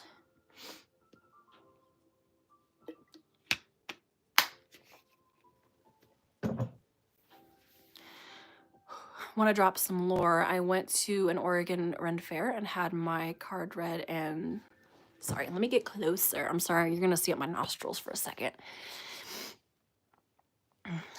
Went to an Oregon Ren Fair and had my card read, and without me saying anything, she asked, "Do you hate your job because you need to quit?" She changed my life because she was so right. Oh, so they called you. They called you out. That was an empath. I'm just going to throw that out there. That was an empath. How do some people just know empath? I mean, I guess I know because I'm kind of on that spectrum. I just, that's why I avoid people. That's why I don't leave my house, y'all. That's why I mostly just interact with people on the internet, because there's like some separation there. I don't have to like constantly see people's energy. But yeah, that's so funny. You needed to hear that at that time. Card reading is the most beautiful thing. I love doing readings.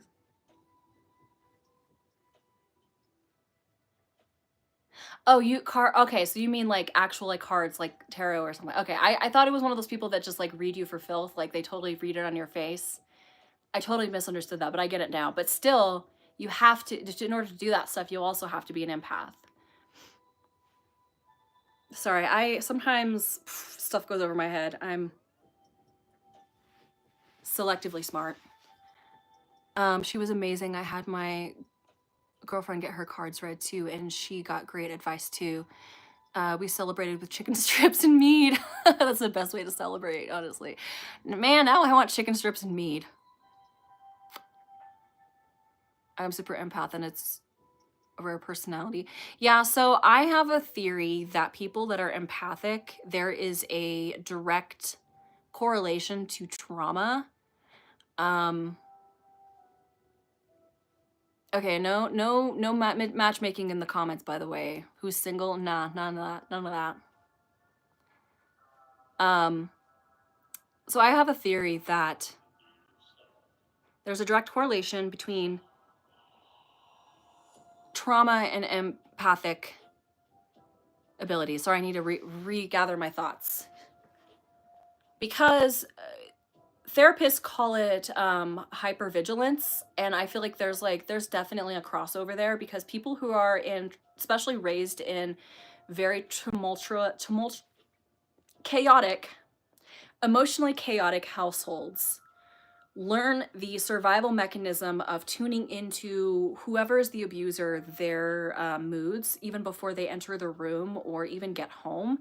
And I very much did that with a person I'm not going to be too specific, but a person in my life who, from a young age, I needed to know exactly how they were thinking and feeling before I even came into contact with them in order to protect myself. And so I think it is a learned skill that people in those situations learn, and it's something that you can't really unlearn once you learn it. And I'm more in tune with that specific person. Like, they can just walk in the room and their energy just like hits me like a ton of bricks. They could be completely calm and silent, and I feel their internal turmoil. But with other people, I only really feel them unless they're really going through it. And again, they can be completely like deadpan, no emotion, but I feel it. But yeah, that's my theory, and I feel like it tracks both scientifically and spiritually. That like, anyway, let's see what y'all are saying about that.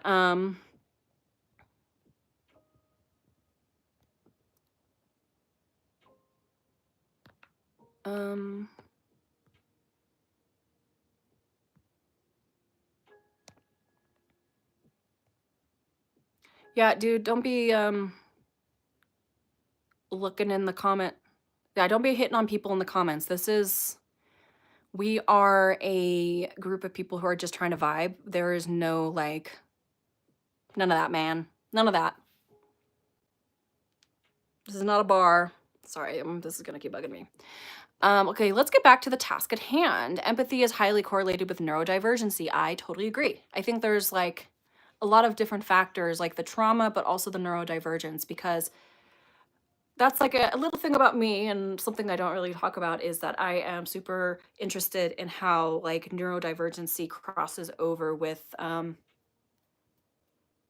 spirituality and stuff, and how some people are just more in tune with specific things. And I'm very much a scientific person, but there is like a tish of me that's more woo, that loves that stuff, and that is super interested in the more like, I don't know how to express myself verbally, but you get what I mean. If you know, you know.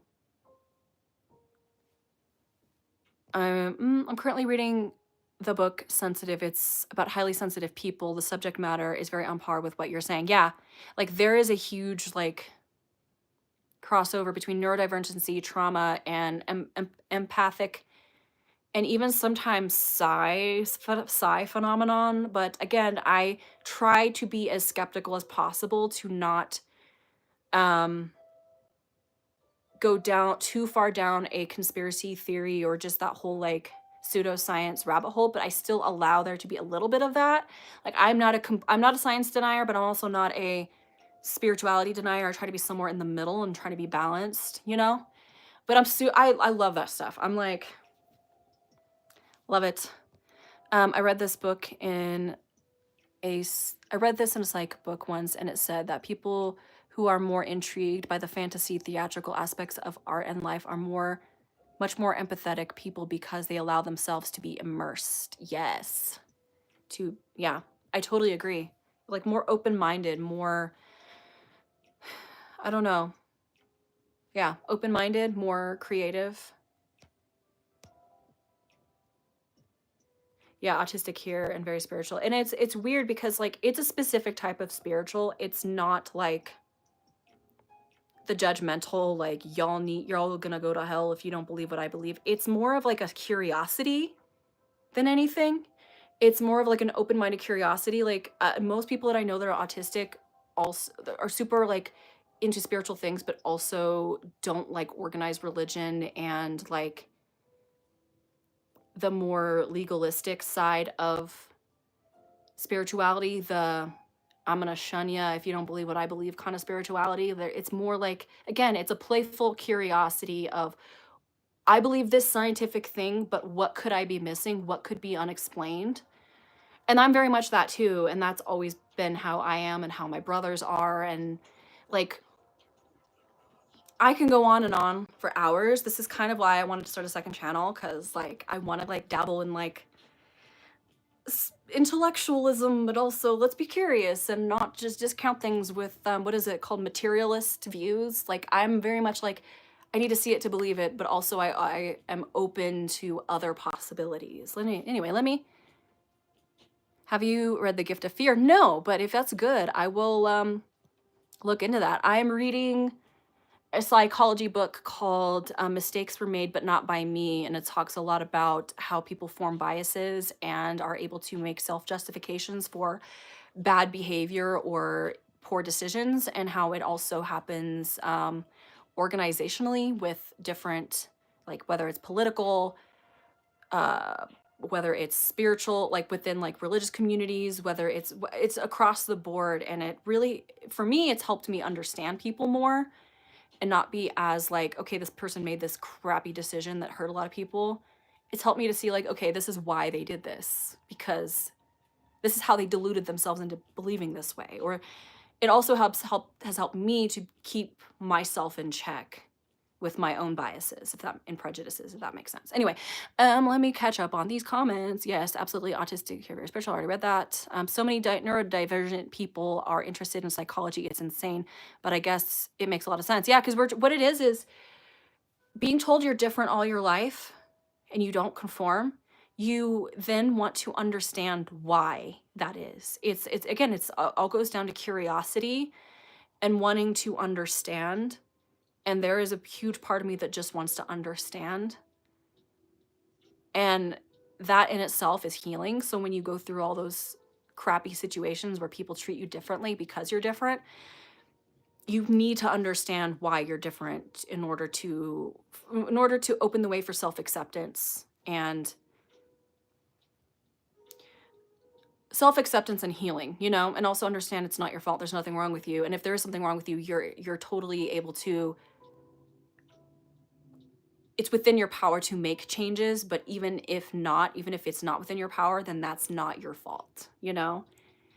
There's a balance, because some people will use neurodivergence as an excuse for crappy behavior and for treating people poorly. And then there's a subset of like people who are neurodivergent who use that as an opportunity to be self-aware and course correct when they're not acting in a way that is, if they're acting in a way that's harming others, if that makes sense. Anyway, let me keep scrolling. I personally have a lot of trauma and I have high functioning autism, and that is part of why I'm super empath. Yep. Wonder if life coaching might be work as a job for you. I've looked into possibly looking into therapy, like being a therapist or counselor, because I really love that. But I also have thought about, like with my second channel, talking about self-development and just talking about self-acceptance and allowing yourself to be curious, to investigate your own inner world and yourself through the lens of psychology, but also through just learning the broad spectrum of like spirituality, but not in a dogmatic framework, if that makes sense. Because I think that's what really holds people back, especially if they're like atheist, is there's so much dogma within spirituality, especially in the modern age. And they think that they have to choose one specific thing, like this is my belief system now, instead of just being curious and just looking at it all and like learning about different mythologies and belief systems and like taking what resonates and not subscribing. You know what I mean? Like people get so locked into black and white thinking, and I want to start talking more about like the pitfalls of black and white thinking and how it causes a lot of harm. Like to a certain extent, it helps some people keep their mental framework, keep things straight. And if they didn't have that, they'd go crazy. But then there's some of us that would go crazy if we stayed in black and white thinking. If that makes sense. I don't know if I'm making sense. That's what's held me back from making videos for this channel, because sometimes I just ramble and I don't know if I'm making any sense. I've been scripting stuff and making outlines, and I haven't done it. Oh yeah, not religious, spiritual, more like natural and vibes. Yeah. That's why I love that text you included in your CO Ren Fair about experiencing connection similar to church, because I'm an ex-Catholic and Ren Fairs make me feel connected, but in a guilt-free way. Yeah, no, there's a lot to be said about like how crappy that day was and like how everything fell apart, but that facilitated that like moment of clarity and that kind of that beautiful epiphany that I had in that moment, where I almost like came to tears, because I felt this like camaraderie, and I felt this like massive amounts of love, and and it reminded me of a video that I watched about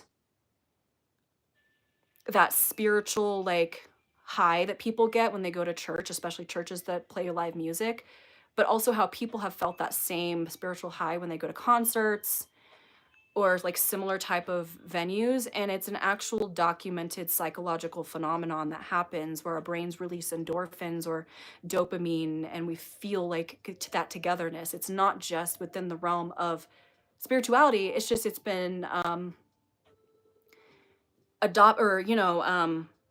monopolized, but people have like latched onto that and been like, that's the Holy Spirit. But it's like, no, this is actually like a real thing people are feeling. It's not just some like magical thing. It's a real phenomenon. And anyway, that was a beautiful, empowering moment that I felt. And I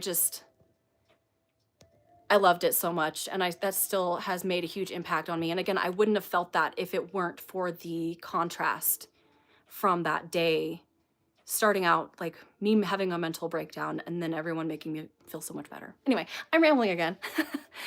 Also being okay with not understanding everything. Yes, and that is so freeing, realizing you don't understand everything and that you don't have to. You don't have to have all the answers. And that's what makes life fun. That's what makes it a journey. And I relate it to like playing a video game.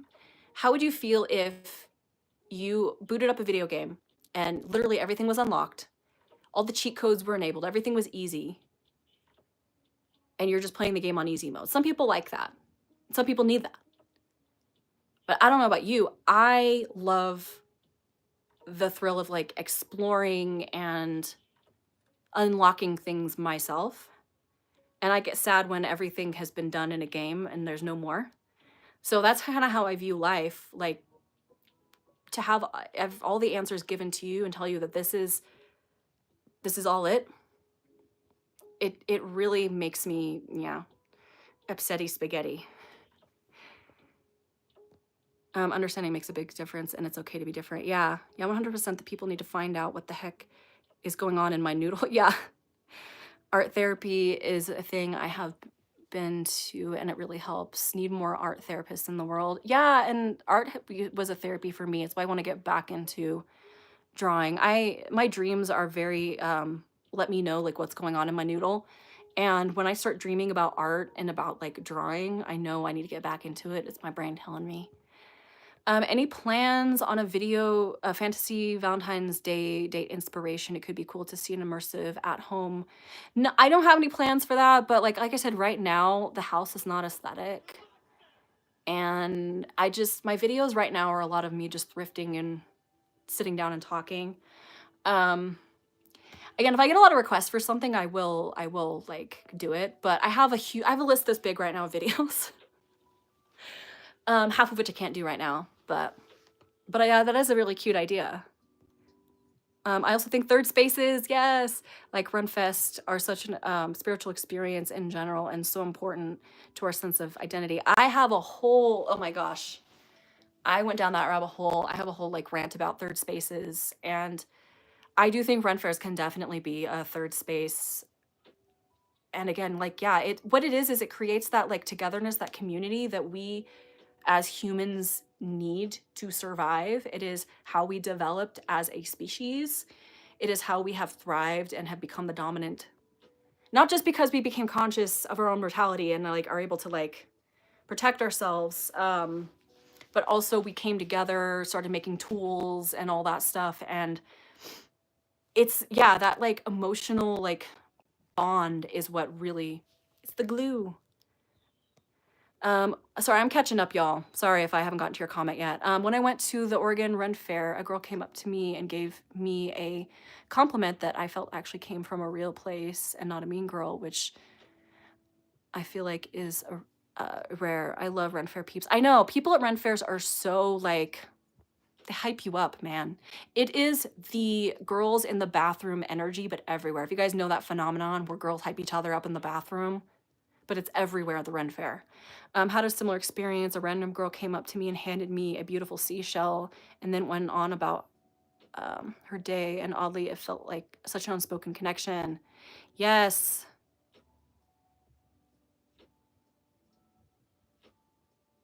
Challenge in life is a good thing. Yes, it's the spice of life. It's why we like video games. It's why we like mystery stories and just stories in general of overcoming and underdog stories, because there's like a thing in our it's a thing in our brain. This you're here for the science facts, guys. I can explain all the science terms. Brain. It is a rewards system in our brain when we make accomplishments and we overcome difficulties. Yeah, it's a real thing. I can't explain it, but it's a real thing. Talk to a real scholar, kids.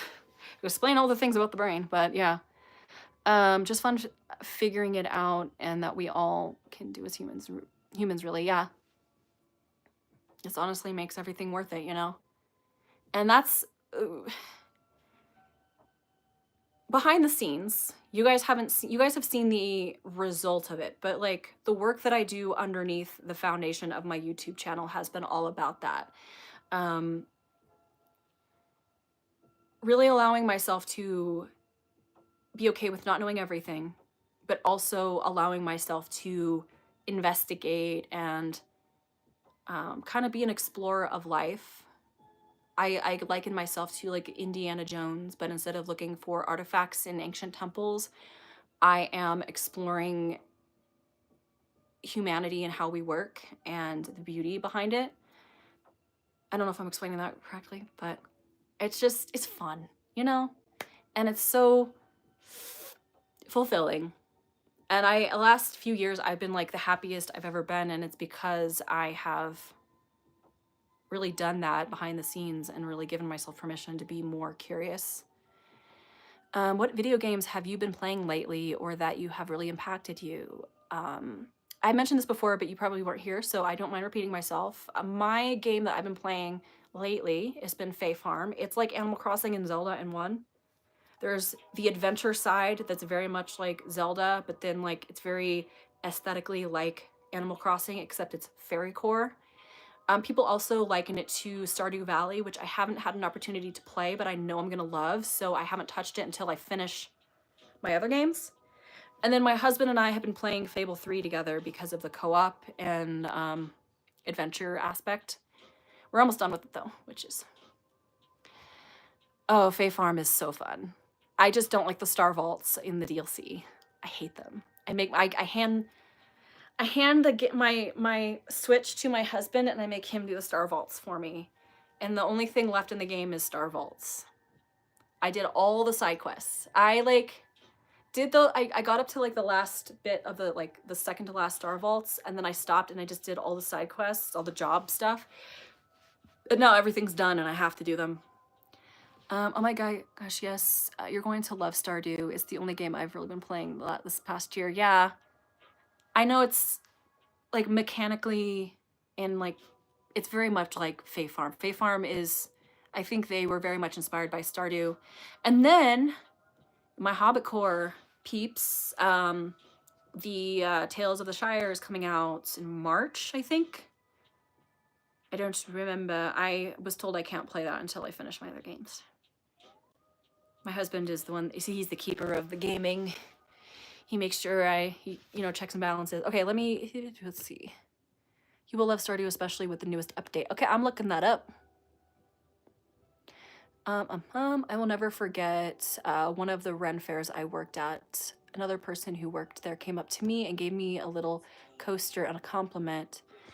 And on my executioner mask, magical connection, yeah. It's also so healing, especially with everything going on right now. Yeah, we need these like little niche communities to really like lift each other up, you know? Okay, I know Baldur's Gate 3 is a completely different experience, but it's given me so much inspo for Renaissance whimsy fantasy, and you can make it less stressful. I hate stressful games. I have been somewhat interested in Baldur's Gate. What systems can you play it on? Because if it's just PC, I don't have a PC. Yeah, and my husband is not monopolized. He has a PlayStation 5, but that's kind of his area. Yeah, I'm excited for Tales of the Shire too. I love my farm sims. Have you seen Kingdom Come Deliverance 2? No, I have not. I am a baby gamer, so anything that's beyond what my husband shows me, I don't know. Or when I see on TikTok. Have you played D&D? I have played it. I don't have a group. I had a character, I had a group, and then it all imploded. I will not go into further detail, but I am looking into getting a group here in Colorado because it's more common and there's like actual cafes where you can rent out little rooms for D&D. My husband doesn't really care for it. He likes the lore, but he doesn't like the game mechanics. He's very much he likes things based off his own skill and the fact that there's like chance involved with rolling of the dice.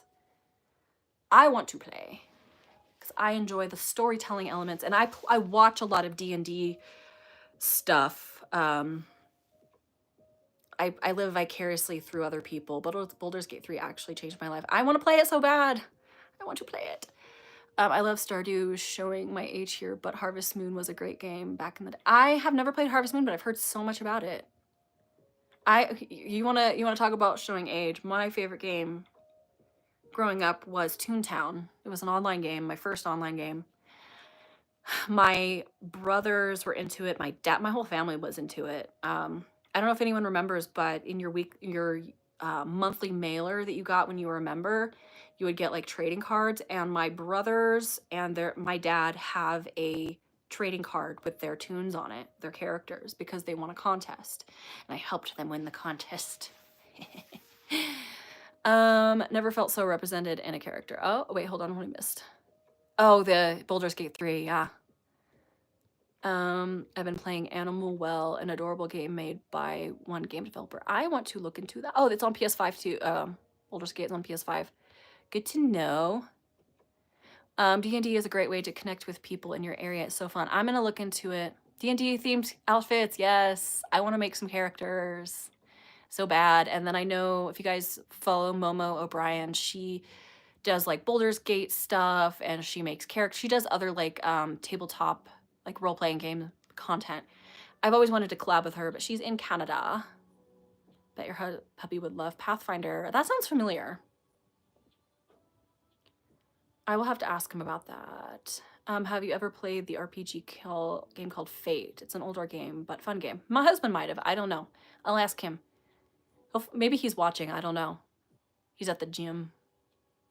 Or he was. That was a couple hours ago. Okay, this is another driver, but there's probably something closer to you. But if you're in the Denver area, check out Thane's Table. I will check that out. Sometimes we're in the area. We went to the Wizard's Chest. I did a mini vlog for the shorts, the reels. I haven't edited yet. I have so much content I haven't edited, guys, that I haven't posted because I've been so stressy, depressy. I've just been trying to keep up with my YouTube uploads, and that's it. The short form, not so much. Oh, there, yeah. I assume that with like there being a Baldur's Gate 3, the 1 and 2 were probably pretty fire too. You remember Toontown? Holy crap, Toontown. I haven't heard that in so long. Yeah. I was obsessed. My whole family was obsessed. I still have my cards.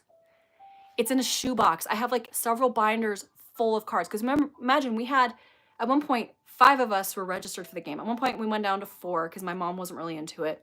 And then 3. Because I think my brother and I, or someone, someone shared an account. And we had multiple tunes on the same account. But yeah, we have like a whole bunch of the cards. Fate is really fun. I agree. I will have to look into that. Yeah, Wizard's Chest. It was so fun. Even the bathroom was cute. Pathfinder is an offshoot of D&D for people that like more, I guess, real life. Okay. Dude, the whole like tabletop scene is a whole rabbit hole. So I discovered there's a Lord of the Rings tabletop game with many expansion packs. And it goes hard. And then there's some like separate separate Lord of the Rings games that you can get that aren't related to that one humongous game. But it's more akin to Magic the Gathering than it is D&D, which is why I haven't gotten into it. Because with an all or nothing personality, I try not to allow myself to get too head first into something. And if something is like a whole thing, I gotta be careful.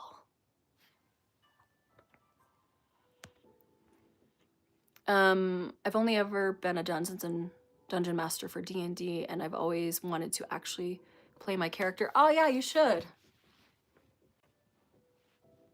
If it, always a DM but never a player. What is the saying? Always a bridesmaid, never a bride. You need to be a player one of these days. Take a break.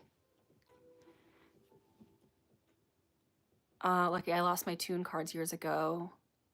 I had so many rare cards too. Yeah, I don't know if there's like a market for that. I have a lot of duplicates, so like once I get my P.O. box, if y'all ever want to be pen pals, and if any of you are Toontown fans, I might have some duplicates I can part with. If y'all are still into that, it's in a shoebox somewhere in the garage. I thought, these will be like Beanie Babies. Someday these will be valuable. Okay, so Lord of the Ringscape is so fun, but you can just run a D&D campaign with the same vibe. Yeah.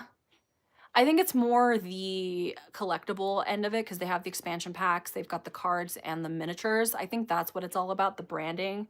But I've heard it's basically Magic the Gathering or Warhammer. I don't know which one's more like. Assuming there's so many cards, I think it's more like Magic the Gathering, which I've never gotten. I know about it, I've just never got into it. There's a plethora of shops in the Denver and Colorado Springs area for like Magic the Gathering, D&D, and Warhammer. Is that the one with the miniatures? As a Tolkien fan, did you watch Rings of Power and did you like it? I haven't watched it.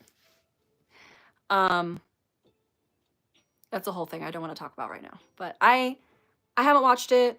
There's a lot, like I know that a lot of people love it, and I'm like, oh, that's cool. But I'm very picky when people continue franchises if they are true to the spirit of it, Anyway. I'm just poor. Yeah. When something involves collecting things, I'm like, D&D you can run for free even with new rules. Yeah, exactly. It's more of a like make your own. You don't need to buy a bunch of merch. Yeah, Warhammer has little figures. That's the one that Henry Cavill's into, and he like paints figures. That if anyone doesn't know that, Henry Cavill is a huge nerd. He's a huge nerd, which is why we love him, because he is not only gorgeous, but he is also one of us.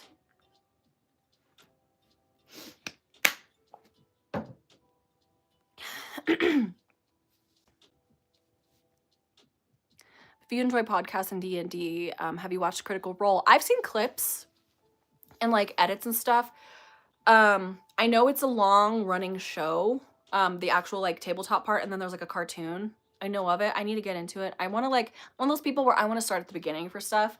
I watch a lot of like smaller stuff, and I honestly can't tell you who I watch because it's been a really long time. I usually would just watch what the algorithm gave me. but I haven't really been watching a lot in the last year. I really got into it like a bit ago. But no, I get a lot of clips now on my TikTok. I get Critical Role clips. I get this one specific group that's really hilarious that people do animatics to. Warhammer is expensive to my husband wanted. Sorry, I'm trying to. Yeah, it's expensive to get into. My husband wanted, and I was like, silly goose, we can't afford a base army for you. Yeah. Critical Role show on Amazon is amazing. I need to boot up my Amazon and check it out. I one time did just like a random little like fantasy outfit with antlers. Of course, I have red hair. And I went to a convention. It was just like, I didn't have a cosplay, so I just made my own little like fantasy outfit. And everyone asked me if I was this one character from Critical Role. And y'all have to tell me her name because I don't remember. But she has red hair, she has antlers. Very much the vibe I would go for. I'm very much a like woodland creature redhead. I would be a woodland creature. Actually, my Fae Farm character has antlers currently. With space buns, because I had space buns too. Accidentally became Caliph. Yeah, that's what it was. Everybody asked me and I was like, I don't know. And that's when I found out what Critical Role was. And I looked it up and I was like, oh, I could see myself becoming obsessed with this. I should go slow. Because that's a fun fact about me. I get obsessed with stuff and then I am unhealthy about it. Yeah, they thought I was Caliph, but like a little girl, like a more cutesy version, because I was wearing a green like little mini dress, and then I had the antlers, and then I had my space buns, and then I like put some leaves in my hair. For my fellow critters, who's your favorite character? Yeah, I wish you know what, after this live, I'm gonna go down that rabbit hole. Maybe slightly. I'm gonna dip my toe in more, besides just the clips that I see in the edits that I see of the actual like game sessions, and then I've seen clips of the cartoon. But yeah, y'all, next time y'all see me, I might be a different person. No, I'm just kidding. I may be the same person. It's the same vibe. Yeah. Definitely sounds like a Caliph cosplay. Yeah, it was accidental. I actually took pictures in that outfit too, and I posted them because I was wearing I had a leafling bag on me that day, and I was taking pictures for leafling bags. There are 3 seasons, plenty of content. They're like 4 episodes. That's why I've been scared to watch like all of it, besides like the little bits and bobs that show up on social media, because I know. And actually, I had a friend. Another thing is, I had a friend who actually watched the full episodes and was like that's the person who was like doing like arranging our D&D sessions and getting us into it. And they would just go on like long explanations of the lore, and I just sit there, I'm like, I have no idea what you're talking about. I have no idea. And I had no context for anything that was happening, and she'd show me clips, and I'm like, and that's when the clips started showing up. That and after the accidental Caliph cosplay a couple years ago. It is so worth it, LOL. Did it do hyperfixation for the win? Yeah, they have an abridged version for campaign 3. Okay, I might look for abridged, edited down version. I'm gonna look for that because that's probably what I need. Because if it's 4 hours, I'm not gonna get through a single episode, and like it's gonna take me a while. Because even some of my favorite podcasts, I still haven't finished because I'm inconsistent. Don't be afraid to enjoy something, go for it. I just don't want it to consume my life. Or the opposite, where I try to get into something, and even though like I should be into it, I don't. And if it's 4 hours, that's why I'm like, okay, they're telling me there's an abridged version. I'm gonna look for that. Or bite-sized pieces. Speaking of abridged, did any of you like ever watch the abridged Dragon Ball Z or Dragon Ball on YouTube when that was a thing? Freaking hilarious. I was never into Dragon Ball or Dragon Ball Z, but I liked the abridged version. because it was just a parody. The cartoon is fine for you to catch up for the first season. They have the base story, etc. Okay. Try one of their one shots. I might. Yeah, one whole story and one thing. That's actually a good idea because that's actually all I've done for D&D is one shots. I've never done like full on campaigns because we were just testing it out and getting to know the mechanics, and then we just stopped doing it. And now I'm like, I want to play because I love fantasy and I like the lore of D&D and stuff, and I love the movie. Oh my gosh, the movie. The Dungeons and Dragons movie. That is one movie I've rewatched so many times. I went and saw it in theaters, and then we've streamed it. I think it's on HBO Max. So good. I could watch it again. If my husband was like, hey, you want to watch Dungeons and Dragons again tonight? I'd be like, I'm so down. I'm going to watch it out again. So enjoyable.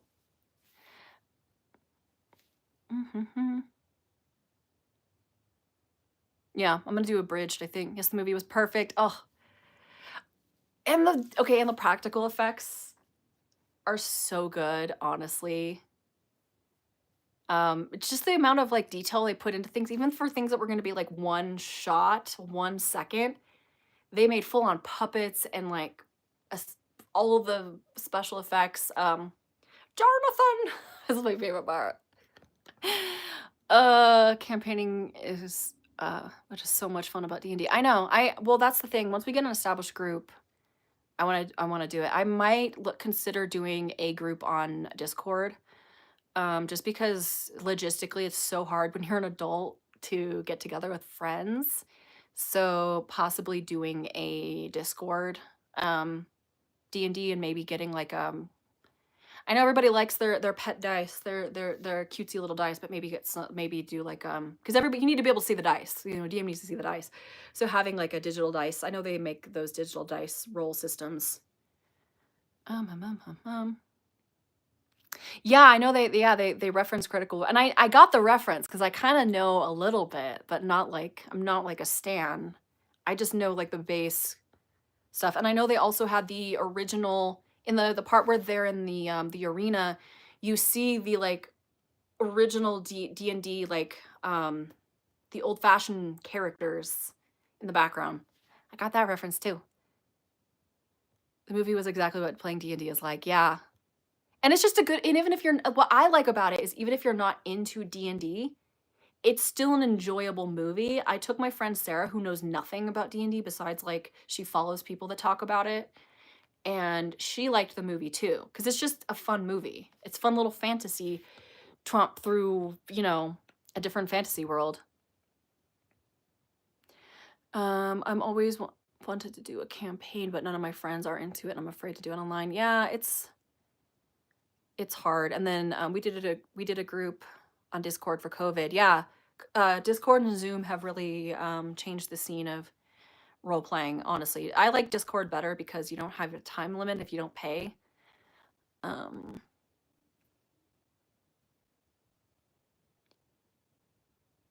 Hit me up on Discord if you make a D&D group. Yeah, I might just look into that. Roll20 is a pretty good digital system for free. Okay, yeah, all good information. I might get into. Yeah, it's just I suck at time management, so I don't know when that's gonna be. Yeah, I hope they do another film too. Oh my gosh, because the film didn't do well in the box office because people, I guess it didn't appeal to a wide audience, but it was like, it was so good. I'm like, you need to make another movie. And Chris Pine really wants to make another movie. He really wants to, and I hope he does.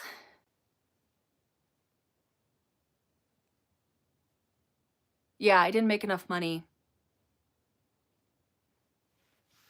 It's one of those movies that didn't do well commercially, but was amazing. It's gonna be one of those cult classics. I wish I had gone to see it more. Like since I've seen it so many times since it's come out, like on streaming.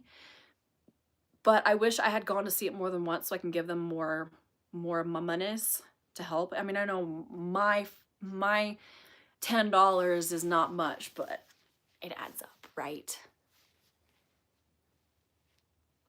I hate that they do only more of things that does well money-wise. Yeah, it sucks, because if it's actually really good, they still don't do it. And then movies that aren't even that good, they keep milking. So many great films and shows canceled for that reason. Yep. Sorry, I'm trying to do the, there we go.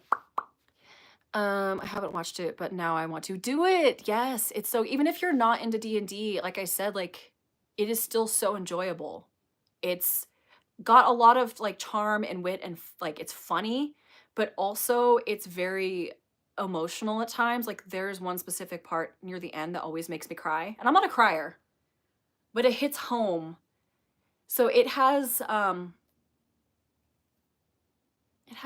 multifaceted and layered, and it appeals to like found family, but also family as well, and like really hits me where I live, man.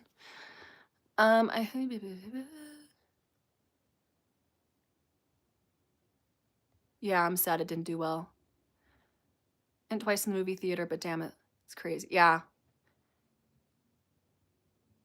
They remake so many times too. Why can't we have new stuff or continue things like that? Yeah, exactly. My stance on all the Disney live action remakes is if you're gonna remake it or live action, at least do something different, but not too different to where it completely like is disrespectful to the thing. My whole thing is they should, if they're gonna make live action remakes of Disney movies, they should at least take advantage of their Muppets, owning the Muppets, and make Muppets versions of live action Disney movies. I'd watch the hell out of that. We've been rewatching a lot of Muppets stuff lately, and maybe it's niche of me, but I love the Muppets. Yeah, the remakes have all been terrible. They're remaking The Labyrinth. No, don't touch it. Don't touch it. My husband's gonna be so mad when he finds that out. Like, I heard the Dark Crystal TV show was good. I haven't watched the Dark Crystal. Puppets freak me out. I mean, I like the Muppets, but like realistic looking puppets freak me out. Sorry, I'm doing that lip thing. So there's certain things in like Labyrinth and Dark Crystal that freak me out, but I still appreciate it. Yeah, I can't beat David. Like, why? Why try to outdo David Bowie? New series of Buffy. Why do they keep just... Okay, I'm getting mad. We'll be using puppets in the... And the How to Train Your Dragon. Yeah, the How to Train Your Dragon is perfect. Remaking Twilight and Harry Potter. Why? They're not going to make it better. No, I got really mad when someone said that they were looking into remaking the Lord of the Rings trilogy. And I'm like, that's as close to perfect as you can get. I'm sure the purists of the books will disagree, but I think that they adapted it well and respectfully, and that it has a lot of heart, but also the artistry and the love that was put into that. Like, if you watch the behind the scenes, there's no way they can outdo that. No freaking way. So I will boycott if they completely remake the Peter Jackson trilogy. They can make all the spin-offs they want. Do not touch the original. I'm gonna scroll. Muppets Treasure Island is my favorite. I need to rewatch that. We are kind of going through the different ones, and I really want to watch that. Have you seen Willow? Such a classic fantasy. I haven't. I didn't know about it until they had the what is it? It was a Disney Plus show, and I didn't watch that either, but I've heard the originals. Like, I love dark fantasy and cheesy fantasy. So I'm starting to make a list of like fantasy classics to watch. If you guys want to give me suggestions of other dark fantasy, even if it's, I don't care if it's cheesy, I'll watch the hell out of it. I love it for the artistry. Twilight, they're doing an anime style, so it's not true remake, I guess. Yeah, Twilight, I feel less defensive of, because I never got into Twilight. I mostly indulge in the Twilight for the memes, and also I love Robert Pattinson, mostly for what he's done in the last few years, because he is like really broken out of the mold, And I really, what is it, Mickey 17? I'm really excited for that movie. Yeah, I'm looking forward to the live action How to Train Your Dragon. Yeah, Vigo was Aragorn. Yeah, that's it. I'm open to the live action How to Train Your Dragon as long as they do it well and it's not a shot for shot remake. And they said it's not, so I'm like, okay, I will wait and see. Sorry, I got a notification. Let me just push that away. I'm one of the, like, I know a lot of people crapped on the, I need to give a better light. I know a lot of people crapped on the live action Little Mermaid, but I enjoyed it. Don't at me. I really enjoyed it. I mean, there were certain parts that I didn't enjoy, but other than that, I thought it was really cute. They're not really doing Twilight. It's Midnight Sun. Okay, I don't know things. So it's like a spinoff, basically. That's from Edward's perspective, right? Again, I'm not really much of a, I was a teenager around the time that was like the huge craze, but I never got into it. I was one of those girls that was like, I'm too cool for Twilight. I'm not one of those Twilight girls. Yeah, I've made that my whole personality. Have you seen Legend? It's a beautiful old fantasy film. It has Tom Cruise in it, but the devil villain is so cheesy, but it's so, I've heard of that. Does that have Tim Curry in it, or is that a different one I'm thinking of? I will look into that. That sounds so familiar. If it's the one where Tim Curry is the devilish looking character, then yeah, I've heard of it. I just never seen it. I've seen Val Kilmer. Willow is very cheesy, but the soundtrack is amazing. I like the cheese. It depends on the type of cheese, but I really love the cheese. Pan's Labyrinth. I haven't seen a lot of like old fantasy because I didn't grow up with a lot of that stuff, unfortunately. But we're going through a list, like we're making lists of things to like catch up on, me and my husband, things that we didn't watch as kiddos. Even if it's weird, I like weird.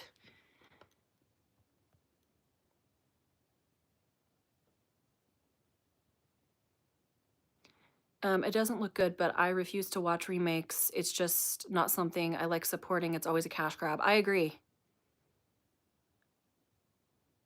I completely agree. So I went to see Little Mermaid because my friend Sarah's really into Little Mermaid.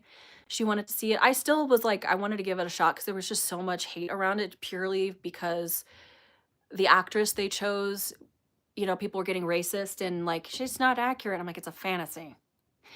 But the music was good. The acting was good. It's just certain things I was like, if you know, you know. If you've seen the movie, you know what I'm talking about. That were like, but other than that, it was pretty good. But yeah, I totally understand not wanting to support the remakes. That's the only remake I've seen in recent years. And I'm still on the fence about How to Train Your Dragon.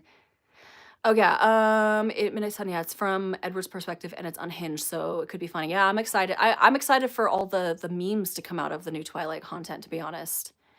I will say that I've heard from Midnight Sun is hilarious. It's completely unhinged. Yeah.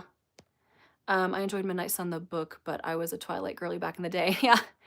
Labyrinth is supposed to be a sequel, but the Henson children are involved, so I'm actually hopeful. I adore Dark Crystal and enjoy the show's exploration. Okay, so it's not a remake, it's going to be a continuation. That I can hang with. And if the Henson children are involved, it has a chance as long as they're respectful to their father's legacy. Yeah, incredibly underrated dark fantasy film is 9. It's been my favorite film for 20 years. Nothing beats it. I'll look into that. More Muppets content is always a good thing. Yes. I love a good Kermit the Frog moment. If Disney wants my money, give me something to spend it on. Yeah, no, exactly. Disney is only good at acquiring properties. They're not good at making new ones. Like, I love Bluey, but they don't make Bluey. They distribute it. And we actually bought the DVDs for future plans. And by the way, if y'all saw my video and were like, is she pregnant? She's talking about baby stuff. No, I just have baby fever. There's no baby in here. It's just spaghetti. The Cinderella 2015 remake is one of my favorite movies of the, yeah, that's one that I will hold up. Like, that was creative. The costume designing was like amazing. Like there's a reason why her dress was iconic, but most of the things they've made after that have been like cash grab, not creative. Just the people who work there. Yeah. Me neither. I actually, fun fact, used to want to work at Pixar and Disney Animations, and I was going to go to school for that. But then I didn't. And do I regret not going to art school? No, actually not really, because art school is overpriced and they don't teach you a lot, and so many of my artist friends have regretted going to art school. But yeah, that was some lore, that's some deep lore right there for my early 20s. I love Bluey too. Yeah, I love it. For me, it teaches so much emotional it teaches emotional maturity for both parents and children, and it teaches them to really connect and communicate, and that's something I'm a big fan of. And even though I don't have children myself, it's something that I feel like will be a really good tool for me as a parent when I become a parent, and also a really wholesome thing to watch with my future kiddos. How do I like Colorado? I love it. So far. So far, so good. Have you watched the second Hocus Pocus? I haven't watched it yet because I'm like, why does every good thing need a reboot? I haven't seen either, fun fact. I haven't seen the original, nor have I seen the sequel. That's more just because of like, I grew up really religious, and anything to do with witches was like not no go. Any Disney movie with the witch. I mean, there were certain Disney movies for some reason got a free pass. And then like we went to Disneyland. It was very like what we were allowed to watch and what we weren't. I didn't even know about it, to be honest, until I was an adult. My mom. They just buy it all up, then milk it for all it's worth till it's dead, but they still try to make new content. Cough, cough, Star Wars. Cough, cough. Yeah. What it is they're soulless, what do you call it? They're not creatives. They are board members, business people, and they don't handle it well. Pretty much getting bought out by Disney is a death sentence, in my opinion, is a creative death sentence. Which is why I like small, independent filmmakers, and artists. I thought you were pregnant also, since you mentioned like twice that you're out of breath and all the baby mentioned stuff. Yeah, okay, so that I kind of did myself dirty there. I'm all constantly out of breath because I'm pretty sure I have POTS, which is the thing that goes with being neurodivergent, but also I'm out of shape, but also the air is thinner in Colorado because of the high elevation, and you just get out of breath easier. And every time I go up the stairs, I'm like, oh. And also when I get too excited, I get out of breath. And then the mentioning the baby thing, it's just something on our brains, since we love it here, and we've actually had times to like think about possibly having kids, especially if we find a house that's big enough to expand the family and still have room for like extended family, because we want to be like a multi-generational like household, not just me and my husband and our kids, but like other family. So that's why we keep mentioning it. Like while we're looking at houses, we're keeping in mind for, will we have space for a future child? Like obviously I might have to sacrifice my filming room if I have a separate filming room, although the goal is to have a big enough bedroom where we can fit my sewing corner and my bookcases. That's all I really need, is a desk and my bookcases. And if we have a walk-in closet where I can put all my camera gear, that'd be great. But that's about it. Yeah, that's my explanation. I totally did that I accidentally gave you guys the impression that I was expecting. No, but it's the plan. There's a lot of things I have to take care of first. So I try not to let that happen yet. We are responsible.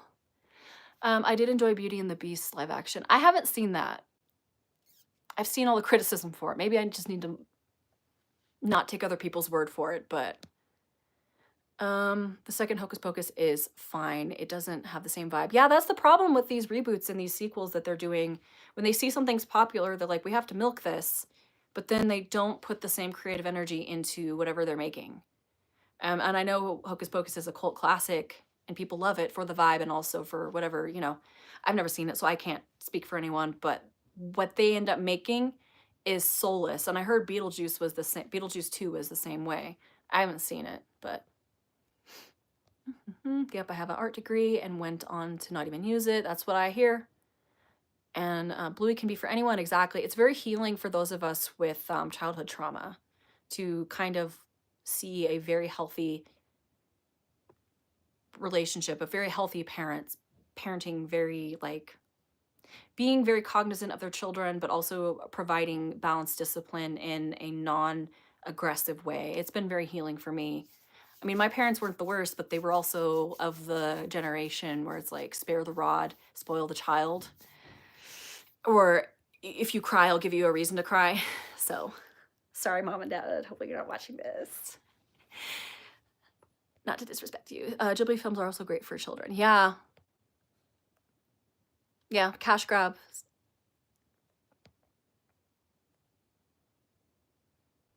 Yeah, I've heard a lot of people like the Maleficent films. I haven't seen them. I'm very much like, I watch a lot of stuff that has already come out. I don't keep up with new movies. Spirited Away is an amazing film. I've never seen that in its entirety. I've only seen it being played in a doctor's office in the waiting room. I've seen mostly all the Ghibli films except that one, for whatever reason. Yeah, they take the soul out of everything they acquire. True, flat out, they are money hungry. Disney doesn't care. I second that. Maleficent and Cinderella were good because they did something different. Now they're just churning them out. And yeah, and the other thing about Cinderella is that the original Cinderella animated film, they kind of did their own thing when it comes to the actual story. Because, you know, there's different versions of I think it's a Grimm's fairy tale, but there's different versions.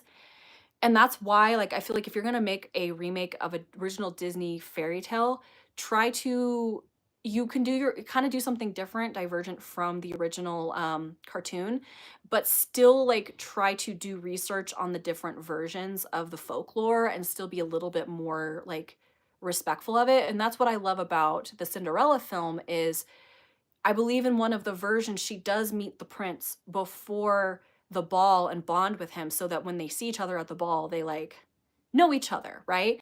And if you've ever watched Ever After, which is very much inspired by Cinderella, such a classic, we love it. We won't talk about Drew Barrymore's accent though, but they did that same thing where they run into each other and they bond before the actual ball, and the ball is going there to like see him again, you know? So that's what I loved about the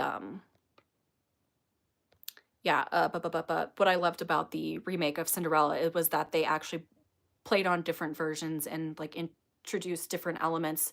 So it was unique enough from the original. Anyway, how high is Colorado? Well, Denver, they called the Mile High City, so it's at least a mile above sea level.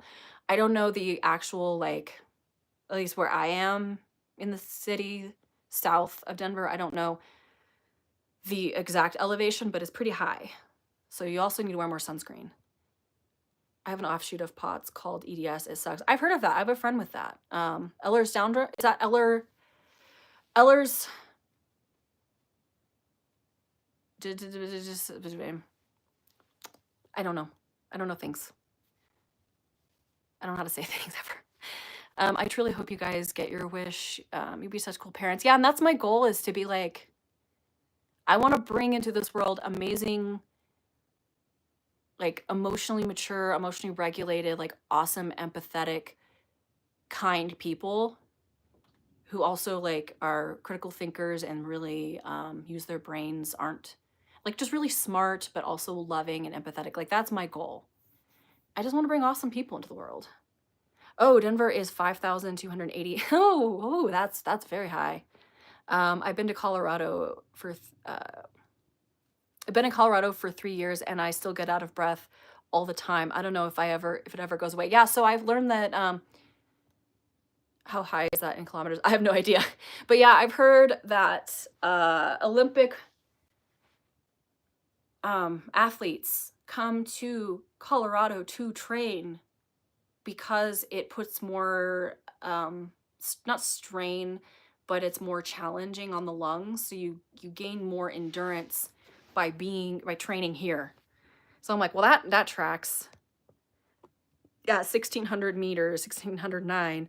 Exactly why I enjoy Bluey. I grew up in an abusive household and a neglectful one. Yeah, and that's the thing. A lot of us, there's like a spectrum. Some of us weren't physically abused, but there was still a lot of like our parents had kids when they shouldn't have had kids, and they should have like figured their crap out first, because it was the generation where you get married at 18 and then you immediately start having kids.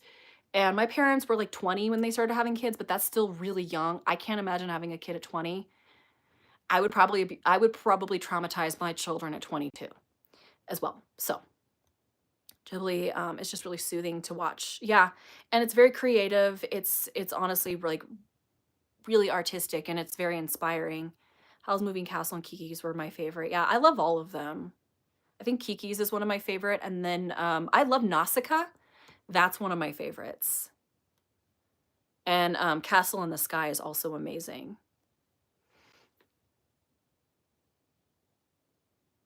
Oh, 2,000 kilometers. I guess I'm used to the height. Yeah. There's multiple versions of these fairy tales. Oh, wait, no, meters, not kilometers. Oh, yeah. I personally grew up on the Grimm's versions, not Disney. Yeah, it's very dark. I actually have those books. Yeah, let's not go there about the accent. I do love Howl's Moving Castle. I hope you guys don't mind. I'm catching up. The Grimm's version is way too dark for Disney. Yeah, they had to Disneyify it. Ehlers-Danlos syndrome. Yeah, thank you. Sorry, I'm catching up, guys. Be patient. Oh, Howl's Moving Castle is great. And although Howl in the film and book are very different. I've heard that. I haven't read the book. We need more awesome people in the world. I agree. People that are raised by emotionally mature people. Because so many of us are dealing with generational trauma, and some of us are trying to be cycle breakers and not put our emotional garbage on our children, take it out on them, and then use our trauma as an excuse for why we mistreat others. So that's the goal. So I'm gonna be 33 this year, and I feel like I'm finally at a good place where I've like unpacked all the crap that I need to unpacked all the crap that I need to unpack. That was hilarious though. Ever After is one of my favorite movies of all time. I'm currently reading the book. I didn't know that was a book. I'm gonna look into that. There's so many things I need to look into, and I'm not writing any of this crap down. I'm gonna forget all of it after this. I'm sorry, guys. Write me a comment in the actual comments if there's something I need to remember that you suggested for me after the stream is done. Please remind me. I was adopted by an abusive family, so the family that abused me was not my birth family. My birth mother passed away in Russia. Then I was put in an orphanage. That is so, yeah, and that's the thing. Like, generational trauma can pass even between non-blood ties. And that's why people need, before they either have their own children or take on someone else's children, you have to be healed and integrated fully as an individual and be self-aware and understand the effects of your, cause and effect, and realize that children are humans and they're little sponges and they're going to absorb everything, and something that's not a big deal to you is going to be a big deal to them. It's like a whole thing I can go on, and I'm really sorry that happened to you, and I really hope you're doing better and you're like able to heal from that, because that sucks. And not to like, I know when people say that sucks, it's to like dismiss, but I'm saying that like I am like so sorry about that. You look much younger. Thank you. It's my skincare and my chubby cheeks. I just stopped watching Disney too. I really haven't loved something from them since like Coco, and Kanto was good, but yeah. Oh yeah, if you like Coco, The Book of Life, it's very similar. Didn't that come out this around the same time? But yeah, I totally agree.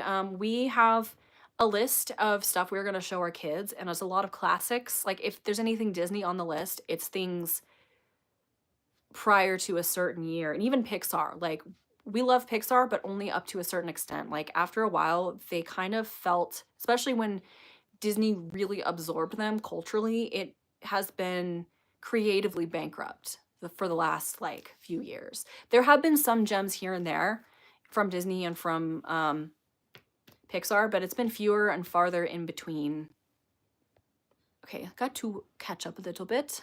I love how you see your future children as people. So many people forget kids grow up. As parents, you need to raise people that will be well-adjusted adults. No, exactly, because people see kids as accessories. They almost see them like they see their pets. Like, yes, I joke that my pets are my children, but I know they're pets. I still treat them well, but I know that they're different. But kids, like, you don't just have kids because you think they're cute.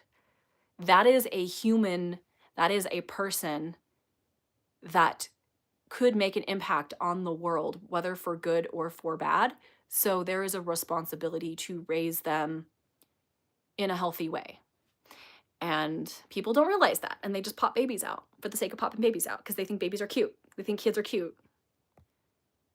I had to grow up on my own, and I had to grow up very quickly. I agree with you. Yeah, unfortunately. And like, you kind of miss out on being a kid. That's why I like a lot of like reparenting therapy and inner child work, because you're able to really acknowledge and give validation to that hurt child within you, and kind of give yourself a second chance to kind of like have a childhood internally and sometimes externally. Like, people get into stuff that they would have been into as a kid, they never got an opportunity to. That's why there's a lot of people who are neurodivergent or have dealt with trauma who are into like the Ren Fair fantasy scene, because a lot of us, like, especially depending on your level of trauma, had to grow up so quick. Like, I still had a bit of a childhood, but it's a lot of what I'm into now is like revisiting things I liked as a kid. Because after a while, I had to stop liking that stuff for different reasons. Sorry, I do that vocal stim when I'm about to go back to the comments. I love the Book of Life too, and that's not Disney. Thank the gods, yeah. Yes, I feel like a lot of people have kids as an accessory to their life and forget that that will be a person. Yeah. And that person could either go on to be a good person and do a lot of good, or that person could grow up to do harm. That person could end up being I don't know if I'm allowed to say this on the stream, but a unaliver, a abuser, there's a lot of things, like, you are, I mean, to a certain extent, everybody has to take accountability for their own actions, but upbringing does play a part in the person that somebody becomes. So as a parent, we have to take some accountability for the people that our kids become. To a certain extent, obviously, again, the kids have their own autonomy, who they end up becoming as an adult, but it plays a role. So knowing that I at least set them up for success to be a good person and teach them the right values, the right principles, teach them how to think and also how to use their emotional devices for good. That's where it is. Anyway, so let's keep scrolling. I don't want to get too behind. I am doing well, don't worry, I know what you mean. I have a good outlook on life, and the therapist who works with me on my trauma. That's so good. I'm really proud of you for that. I'm really happy for you that you've done that. That's honestly so brave and also so like noble, because a lot of people don't do that, and they use their trauma as an excuse. So I'm very much proud of you. Brave was one of the only films I really loved. I know I've seen Brave. Merida. It's been years though. Totally agree. I've fallen off of Disney and Pixar so hard the last few years. I'm also so sad that my kids won't be able to have a Saturday morning cartoons the way that me and my siblings. Yeah, same. We're probably going to create that with our kids. We're going to be buying a lot of physical media, like Pinky and the Brain, Animaniacs. Like, we're going to be looking for that stuff at thrift stores or like buying it online. So that we can kind of create like a little ritual for like Saturday morning cartoons with our kids. It's just little stuff that we're talking about, like little traditions and stuff we want to create. But yeah, yeah, it's been, and like Wish could have been really good. I don't know if you guys have heard of what the rejected script was. There was a whole thing with like a star boy, and like there was a whole plot that they scrapped, that someone did an animatic for, talked about and did an animatic for, and kind of like put their own ideas into.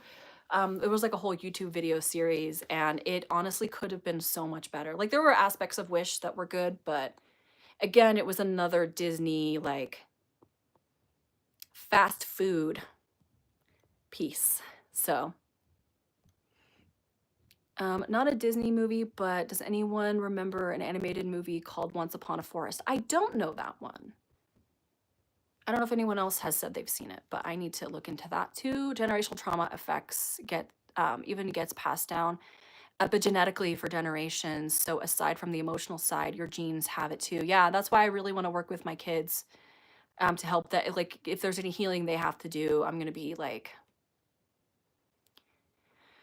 lots of work, and that's why I'm doing the work now before I have kids, because if I have it after, there's more of a chance of passing that on. But if you, because there has been some studies that we can like not rewrite our genetics, but at least heal certain parts of our that's a whole rabbit hole, but like doing the work before you like conceive and birth the child is very important.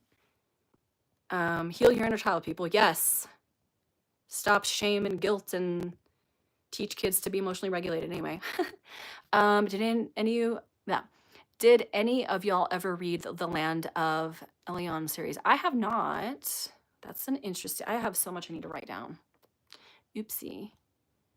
I'm choosing not to have kids because I don't know if I can give them the support they deserve, mostly because I still struggle taking care of my own mental health issues that are genetic. That is so valid. And honestly, I'm scared about that too. And that's where having a good support system comes into play, but not everyone is afforded that luxury and not everyone has that privilege.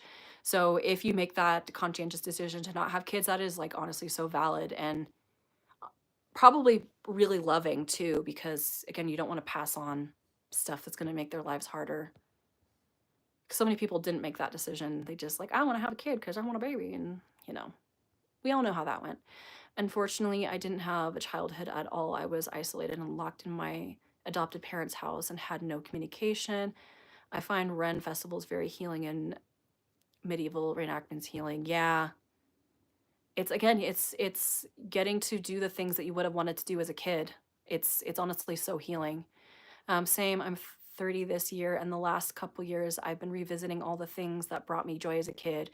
Hobbies, books, movies, fantasy, Ren Fair. Yeah. It's so good. Congrats on turning 30. Yeah, congratulations, turned 30 last year. It's so fun. Yeah, 30s are honestly, people think you're getting old when you're 30. I'm like, nah. It's when you finally figured stuff out and you can start actually, it's like the tutorial of the game is over. And now the real gameplay starts. That's the part of the reason I can only share to people, understand and relate. Yeah.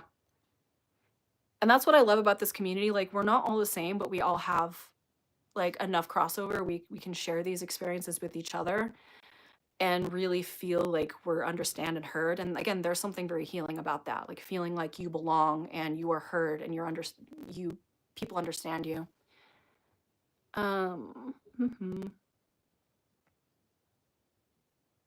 Yeah, it's always nice to share your story, even if it's not a nice one. People can learn and relate. Yeah. Yeah, we find what the crossovers are, and we're able to kind of like see ourselves in it. And especially with seeing someone who is like working on themselves and healing, it's really inspiring for countless people. So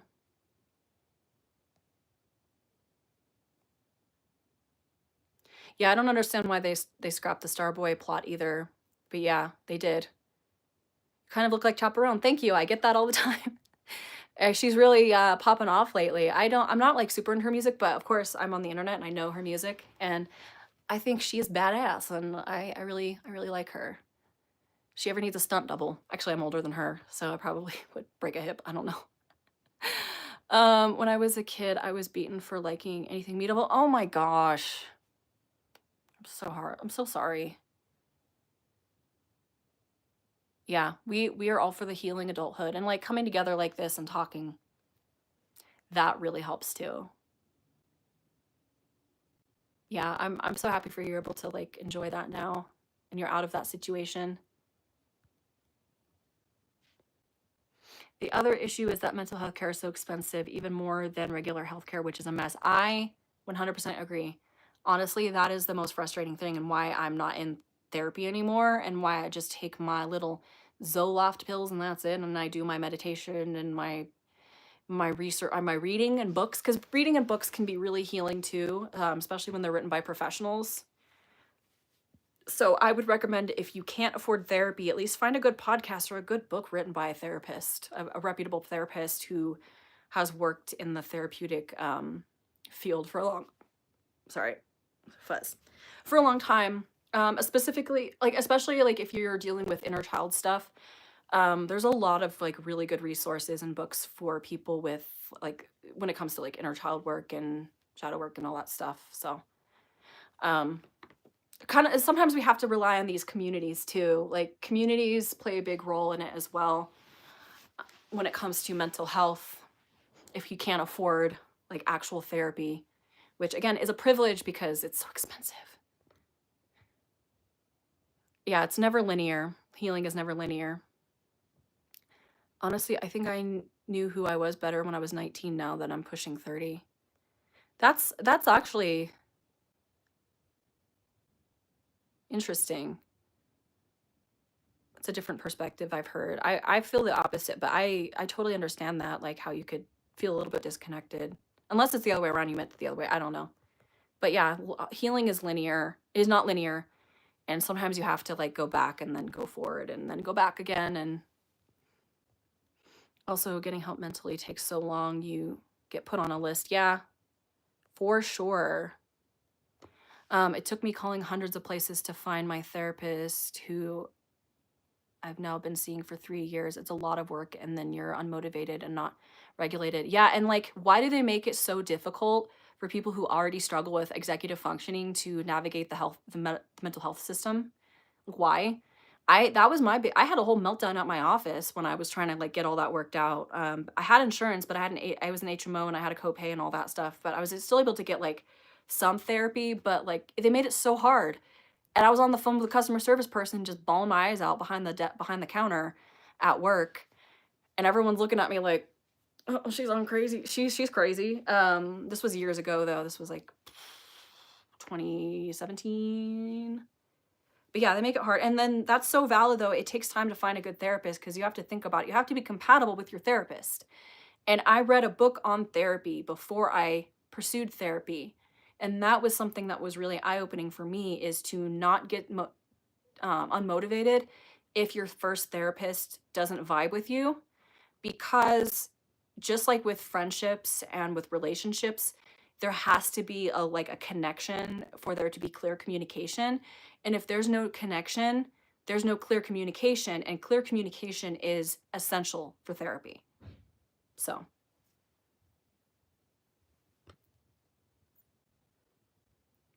hearing about things like healthcare in America makes me so thankful for NHS. It's not perfect, but I'm thankful to have. Yeah, people that are outside of America have it a little bit easier. I know it's still sometimes hard to, like, even if things are free or cheaper, it's still hard to like access things, but America has it backwards, y'all. Some of us are just raw dogging our mental health because we can't afford it. Either can't afford it at all or can't afford it anymore. A lot of people have been talking positively about turning 30 lately, and I find that very reassuring, even though I still have a few years to go before that. 20s are a mess, and I was not told this. Yeah, they tell you 20s are the best years of your life. That's not true. You're still figuring your crap out when you're in your 20s. In your 30s, you have a little, like, at least in my experience is not the end all to be all, but my experience has been, I feel like I know myself more. I feel more confident in who I am and comfortable in my own skin. And I'm by no means perfect. I still struggle with certain things, but yeah, you kind of feel more chill. At least I've felt more chill. Other people have struggled. I'm not saying my experience is universal, but at least in my experience, and I hope that's reassuring. Yeah, being 30 rocks. I don't think I'd ever go back to my 20s. Same. I was a mess. If I was given the chance, I still feel physically young. I finally figured things out emotionally for the most part and feels peaceful. Yeah, you still have your health. Like, people joke about being in their 30s and having a bad back and bad knees, but that's a joke, people. Like, yeah, there's like, you're a little bit more sore, you're a little bit more stiff, but you're still spry and young, and it really depends on the person if you take care of yourself. maybe that's your lesson now. If you're still in your 20s, take care of yourself. Eat healthy. Exercise if you can, if you're physically able to. Drink your water if you have clean water. Do all that. Preventative care is good. I'm lucky to have an amazing therapist that specializes in domestic abuse cases, and I get free therapy because of my situation with my family. That is amazing. Sometimes the free therapists are actually really good. My therapist through Medi-Cal was amazing. The one that I had to get on when I was struggling a bit, and I loved her. She was like such a motherly energy, which is what I really needed at the time. Now, my current therapist, who I haven't seen in like 6 months because it's expensive, I pay out of pocket for her. She's a little bit more of like not a ball buster, but she's more like, she's not like, the first therapist was more of a, we listen and we don't judge. She just listened and like kind of gave some sage advice, but it was mostly just to like yap and get all my crap out of my brain. But my current, when I say current, again, I haven't seen her in a while, but the one that I've been seeing the last year is more of a like personal trainer for the brain.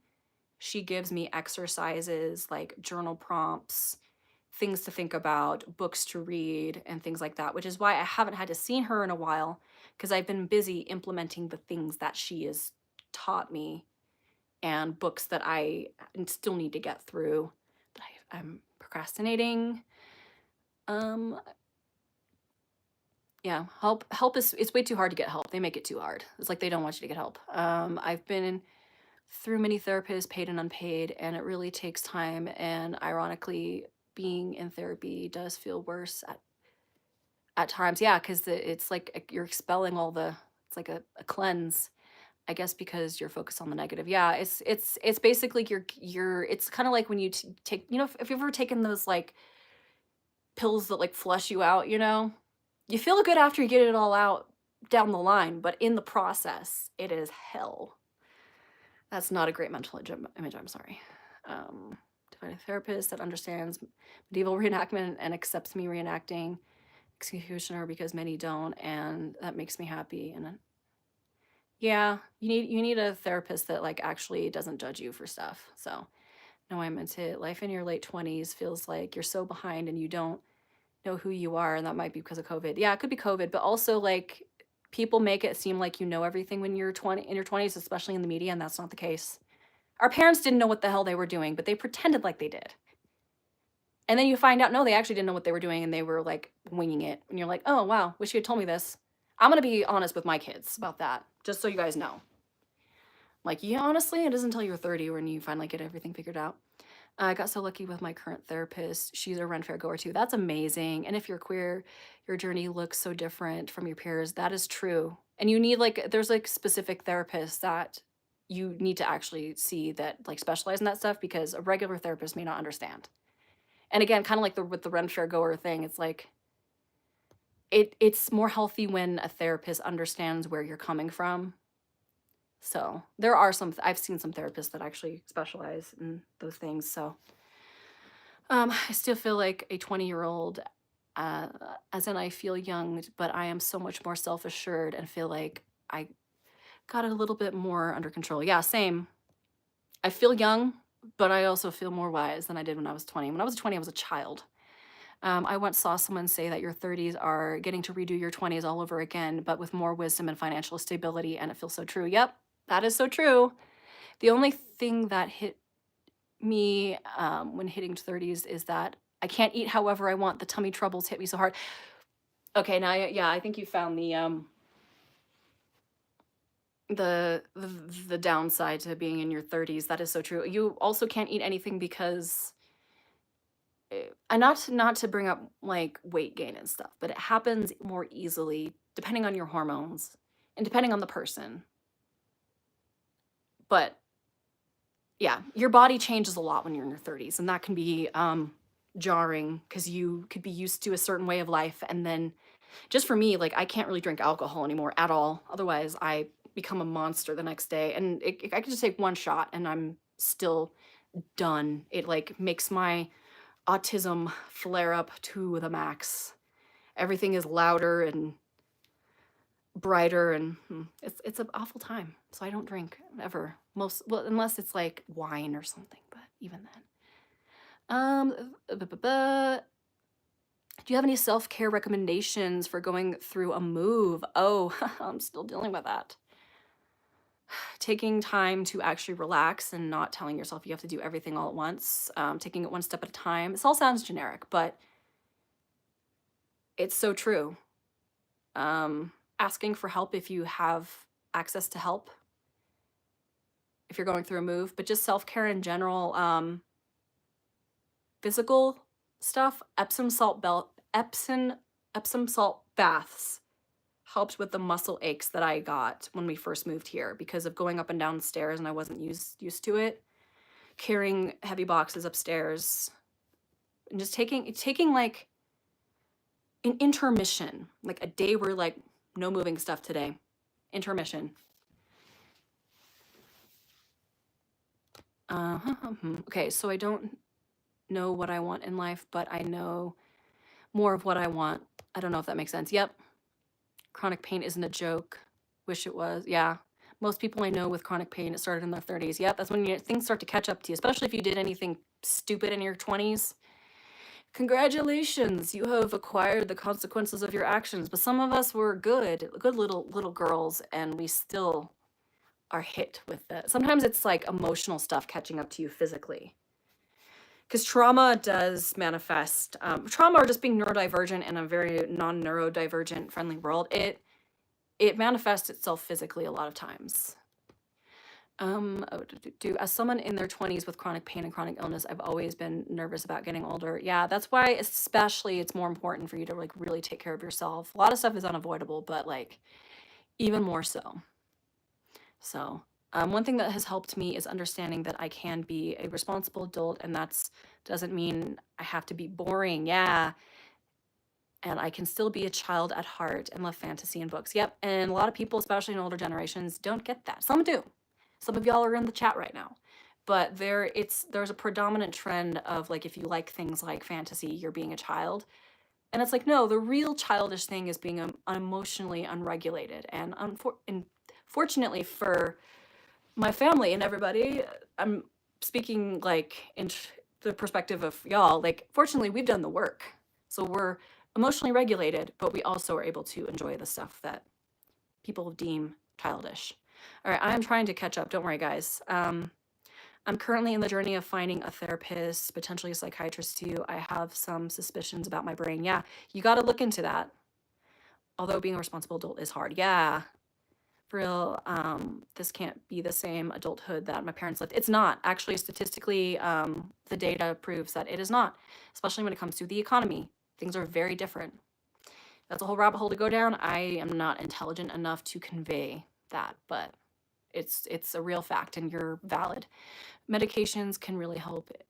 In my experience, I'm bipolar 2 with PTSD and ADHD, and I feel like a functioning human without fully dismissing my feelings and completely changing myself. Yep, and I'm an advocate for medications as long as it works for you, and actually like communicating with your psychiatrist about how it's affecting you and if it's working or not, and switching if necessary, if you have access to it. Unfortunately, not everybody does, but I am female to male trans, and my therapist even paid for my name change and helped me find doctors to help me with my transition. That's so awesome. That's so awesome. I love a good supportive therapist. That is amazing. Because like navigating that stuff can be really hard, and having someone in your corner, especially if you don't have someone in your corner in your life, can be really hard. I've heard that 20s are for experiencing and trying to figure out who you are. 30s is putting the work into nurturing that and building yourself and your life up. 40s are when you can start to enjoy it. Yeah, it's planting the seeds, watering, and then watching it grow. That's amazing. Yeah, I agree. The chin hairs are very real in your 30s. Oh my gosh. I get them here, and then like I have a few here that I have to constantly pluck. And I use a razor for my lip, like one of those like little dermaplane razors. You can get them you can get the cheap ones like at Daiso and the Dollar Tree. I'm glad you have support. Yeah, me too. I'm glad you have support with your transition. Yeah, it's like as soon as I turned 30, my POTS and EDS just wrecked me. Yeah, everything kind of starts. I mean, there's some truth and untruth to the fact that like you get unhealthy or things go downhill in your 30s. For some people, that is the case, especially those that deal with chronic pain and chronic issues. Like it can get so much worse. Is why you have to take extra care of your physical and mental health. Yeah, your therapist sounds awesome. Chin hairs in your 30s, Tam. I had that at 18. Same. I mean, but it's more in your 30s. So look forward to that. If you're not in your 30s yet, they sprout up more frequently and faster. Yeah, she is a great therapist. Yeah, the real childish thing is being emotionally unregulated. Yeah, yelling at things when they should not, yelling at people. Honestly, the only time it's okay to yell at people is when they are being a humongous a-hole and they have hurt someone. But to just yell at someone because you're frustrated, yeah, everybody has their moments, but like, I don't think it's been a really long time since I've yelled at someone, like at someone. Maybe I've like emoted when watching a video and me and my husband are like listening to a podcast and I've been like, "Meh," but he just laughs, but like yelling at people and like berating them, I don't like it. I'm just not a confrontational person in general. So, I gotta catch up. I have been falsely thrown in psychiatry wards for liking medieval reenactments and nerdy stuff, and it took a long time to find. Wow, that is traumatizing in itself, and you deserve financial compensation for that, in my humble opinion. I've hit 3 years of long COVID pain, was the most healthy in the best shape before, still grieving, proof life, what I thought was gonna be, and learning to love, accept my body in its new stage. Yeah, that's really difficult. Like you have to mourn the loss of that, but also like honor yourself and your body the way it is now. Guys, I'm gonna have to pop off soon, but like I want to make sure I'm keeping up with all you guys. Let's see. Grieving the time you have lost. Yeah, that's so hard. This I also have CPSD, autism, mild anxiety, so I understand. Yeah. Thanks everybody. Yeah. I just love how we're all just being like super supportive of each other. We can all open up. I'm really enjoying this conversation, guys, and I'm trying to like keep up with everyone. Hope I'm able to. Not be having a beard at 21. Oh man, that's rough. Yeah, I actually one time I got to a Ren fair and I almost had a mustache going, and I was like, I hope no one can see this on camera because my mustache is coming out. Because I will have a full-on mustache, and it started young. Like I was in my 20s when that started. Like I was plucking at first, and it just got like it would make me sneeze and my eyes water, and I couldn't do it, so I just started doing the. I bought some like gentle Nair, but I'm afraid to use it on my face.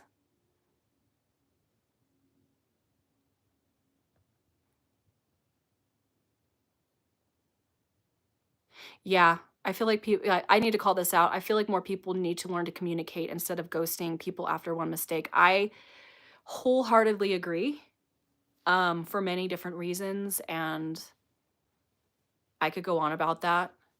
I wish more people would communicate, even if it's because a lot of people are afraid of confrontation and afraid of like offending others, so they just completely cut their losses. But especially for someone who like me and a lot of you guys who are like on the spectrum, or at least suspect they're on the spectrum, like I will not know that I'm doing something wrong unless someone tells me. And I don't like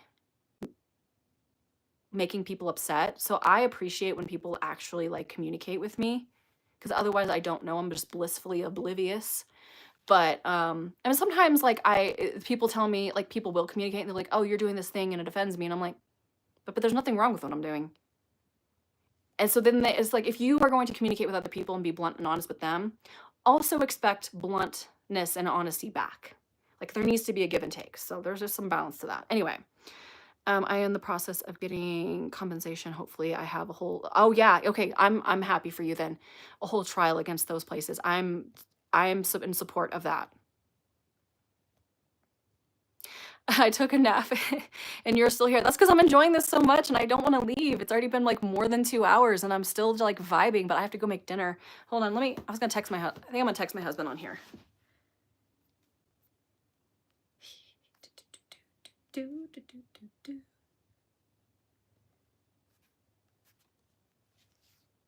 Can you make the rice and maybe start on the chicken?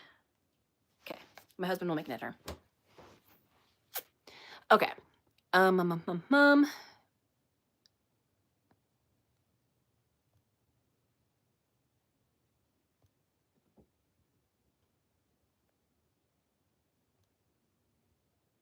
Are you excited for the CO Ren Fair? Have you gotten any outfits planned? I am excited. I haven't planned any outfits yet, but it's hard like when all my Ren Fair stuff is in storage. But I do plan on wearing both of the outfits that I wore last year again, since I'm planning on going multiple weeks. So I will be re-wearing, I will outfit repeat, but I also didn't get pictures because we were just like vibing. I do plan on doing like photo shoots with those outfits because I do love them and I'm very proud of how they came out.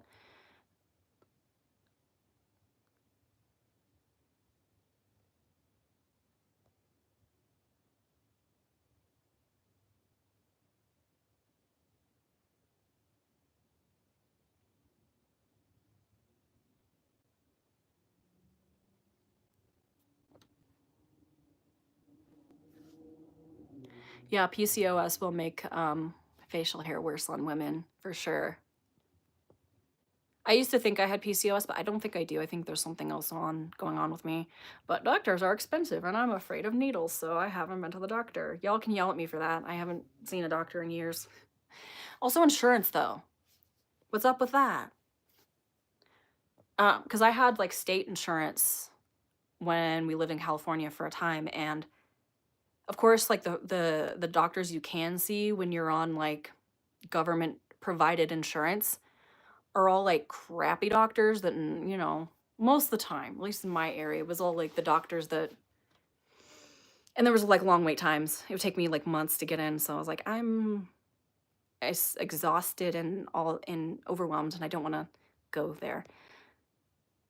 Oh yeah, the autistic experience of being shunned out of groups because you don't act the way they expect you and didn't ever communicate is real. Yeah, where they just cut you off for no reason and you didn't ever hear from them again because they didn't like.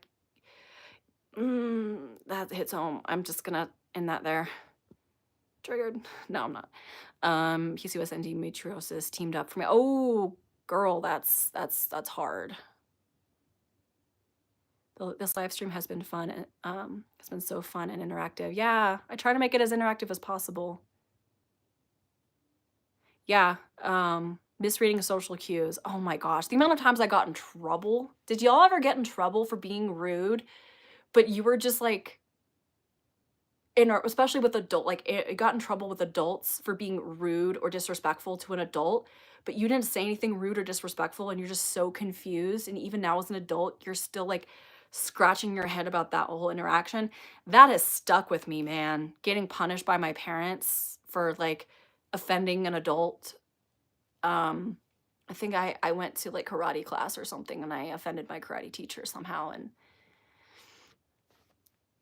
that was a core memory that I'm never gonna let go of, that I will play in my head over and over. Anyway, but because I was awkward. I was an awkward little thing. I didn't know what to. Anyway, worse yet, it was a Ren Fair buy sell chat group, and I got falsely accused of asking someone for pictures when I didn't even do that. That's crappy.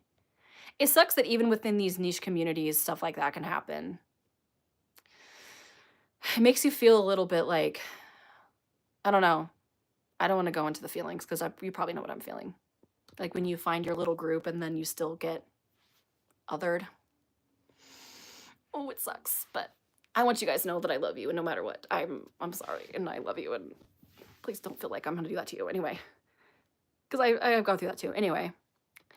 I only managed to catch the end of the stream, but I'm glad I did. My husband and I moved to Colorado Springs almost a year ago, and I'm hyped to check the fair out this year because I was too shy last year. I hope you get to go. I really hope you get to go. And if you see me, don't be shy, guys. If you see me at the fair, Come up to me. Even if I'm awkward, we'll be awkward together. We'll just be awkward. Awkwardness is fine. To be honest, in my 30s, I have more chin hairs and get fewer of the facial hair, and anyone who judges me for it isn't worth my time, and I can pluck. Yeah, exactly. Oh, what happened was someone didn't have a picture of the item when they were selling, and posted a picture from online instead of taking a picture of the item on the table or something. Well, that's understandable that you asked for a picture. So I'm really confused why they did that to you. It sounds like they were like out to get you, or they're being a crappy person. Because that's something that you do in buy sell chat or buy sell trade groups, is you send pictures of the item. So yeah, you should absolutely go, Cass. I've several generalized anxiety and panic disorders, but Ren Fair was oddly calming. Yeah, I completely can vouch for that as well. I have had meltdowns, but I do not have meltdowns at Ren Fairs. I think it's because it's also like wide open spaces and the vibes are good, and there's like not really a lot of bad emotions going on, besides like some children that are having fits. But other than that, it's a great time. Oh yeah, your dad yelled at you once for rolling your eyes, but you were stimming. Yeah, you know how many times I got accused of rolling my eyes when I was just like looking around because I was uncomfortable. Yeah, being too blunt, or just communicating clearly, saying the thing. Anyway, now I am falsely banned from the group because someone falsely accused me and messed me over. Yeah, that's so stupid. I'm so sorry that happened to you. Not sure how far it is from you, but there's a cool craft store in South Colorado Springs called Who Gives a Scrap, and I think they have a location in Denver too, maybe. Yeah, okay, so I'm actually going to do a video about going there. I'm going to be collaborating with another crafting YouTuber. We're going to be working together on that. It's going to be kind of like a thrift trade. I won't say too much more because we're still working on it, but she's more of a sewer and I'm more of a thrift flipper, so we're going to be shopping for each other, and I'm excited. And I'm going to be going to Who Gives a Scrap, so it's going to be that part of the video might actually be in her video, actually. So y'all will have to go watch her video. You will see. Sorry. I mean, why am I apologizing? You guys understand the vocal stimming. This has been so lovely and warm and welcoming, and I really need to go bed now. Thank you, Scotty. Have a lovely evening.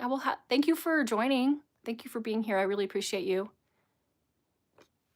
And if you see me at a fair, come say hi, me and UK. I absolutely will. Yeah.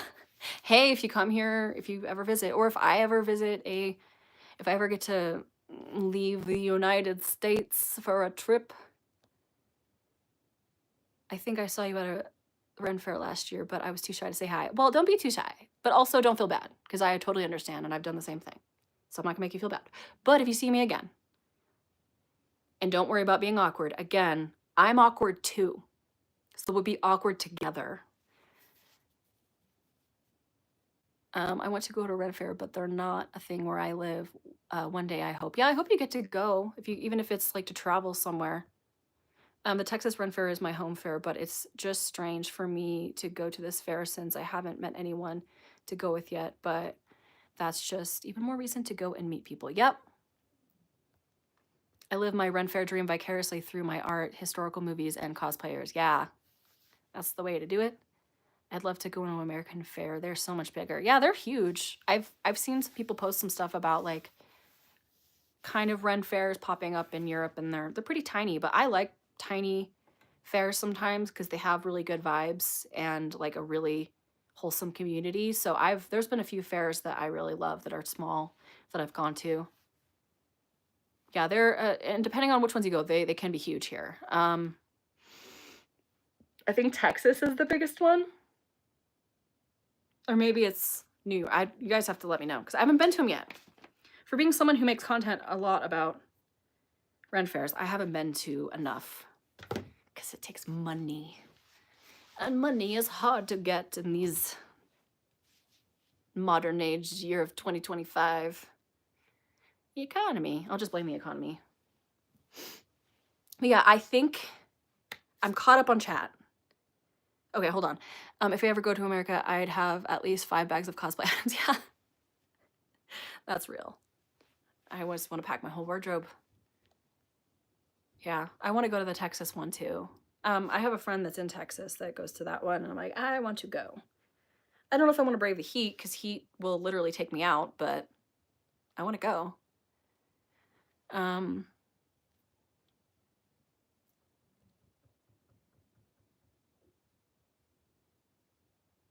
yeah, that's actually a good idea, Cass, to be to try to work as a volunteer or a cast member because you actually get to like be kind of part of the group. Especially since the people who've been working the fair have been working there for decades, and it's a very tight knit community. So you might meet some really amazing people.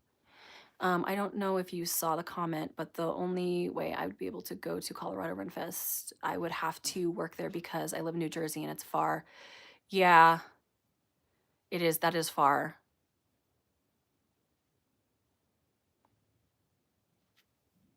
Oop, comments. Hello. But I hope you get to go.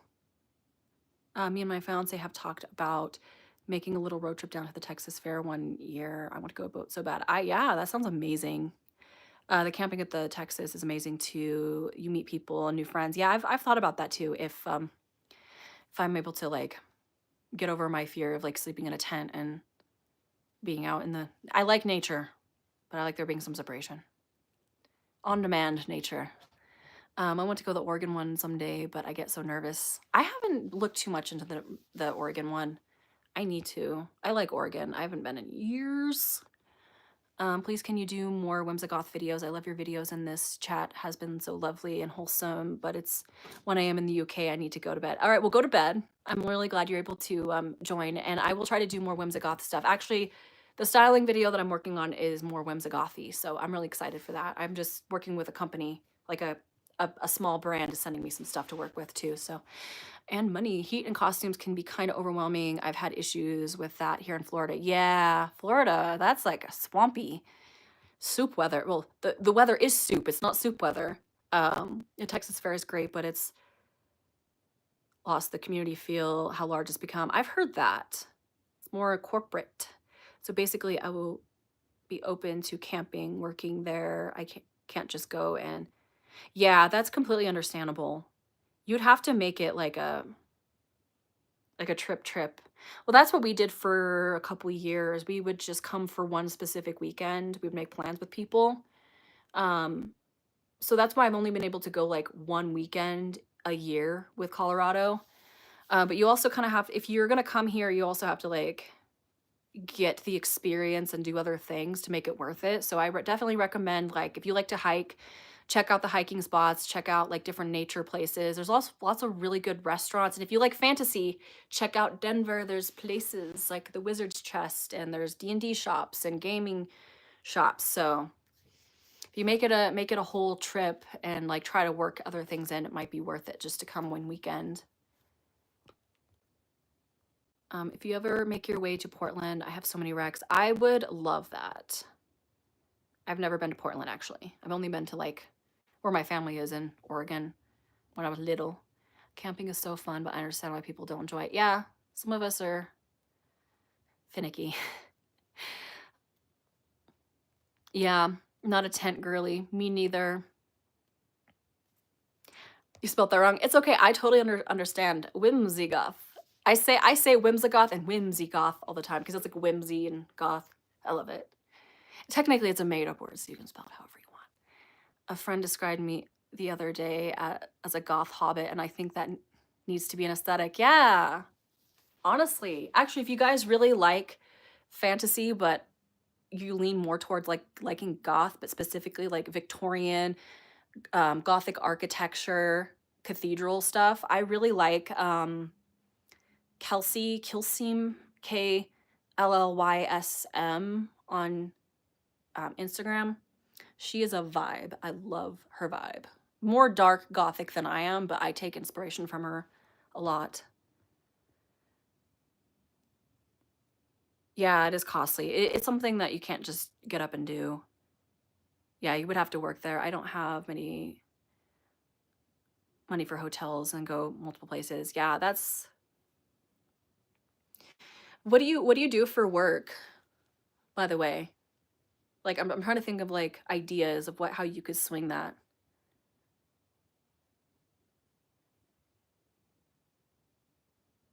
A freelance run festival worker, so I don't have enough money to go on vacation. Yeah, that's I don't think they pay that well at this Ren festival, to be honest. Unless you're like a vendor, like you're a performer, and then you work for tips. But the actual like cast members, I believe it's not very much compensation. So if you're just like a walk around person, it probably won't be worth it for you. But if you're a performer and you're able to like audition and go for like a weekend to perform and work for tips, that might be worth it. But um, yeah, that's really hard.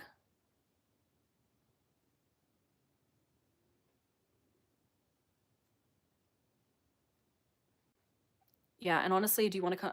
The person who said, "Oh, Oregon is beautiful. I just don't want to go through the hoops to get a visa, so I'll probably never return to the U.S." Honestly, the way the U.S. is going, it's really, ugh, it's horrid right now. So you probably don't want to come here for a little bit until people get things figured out.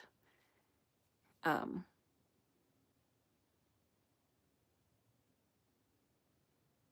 oh yeah, that's a good tip. If you have a computer, doing part-time game testing or information input is a good way to make extra money. I might steal that idea. I don't know. I need to do something. I got to get off to start dinner, but this was so lovely, and it was a pleasure to meet y'all and chat. Same. I'm so glad you were able to join, and I hope you come to the Colorado Renaissance Fair. I gotta pop off too. We want to watch a new episode of Severance and eat dinner. Camping is always amazing. That is so exhausting too. Yeah. So guys, I love this. I want to do this again really soon. So perhaps next week, even if I have a video come out, I'll probably pop on. And oh yeah, Severance, new episode. I'm so excited. Yeah, I'm excited. I'm gonna go watch it. But yeah, so I might do this again. I always love this like so much. So I'm hoping we can do this again next week, even if I come out with a video. If not, I'll just do this again if I still am working on my video. But I really appreciate you guys. This was such a wonderful conversation. And oh, hold on. I want to respond to Nick real quick.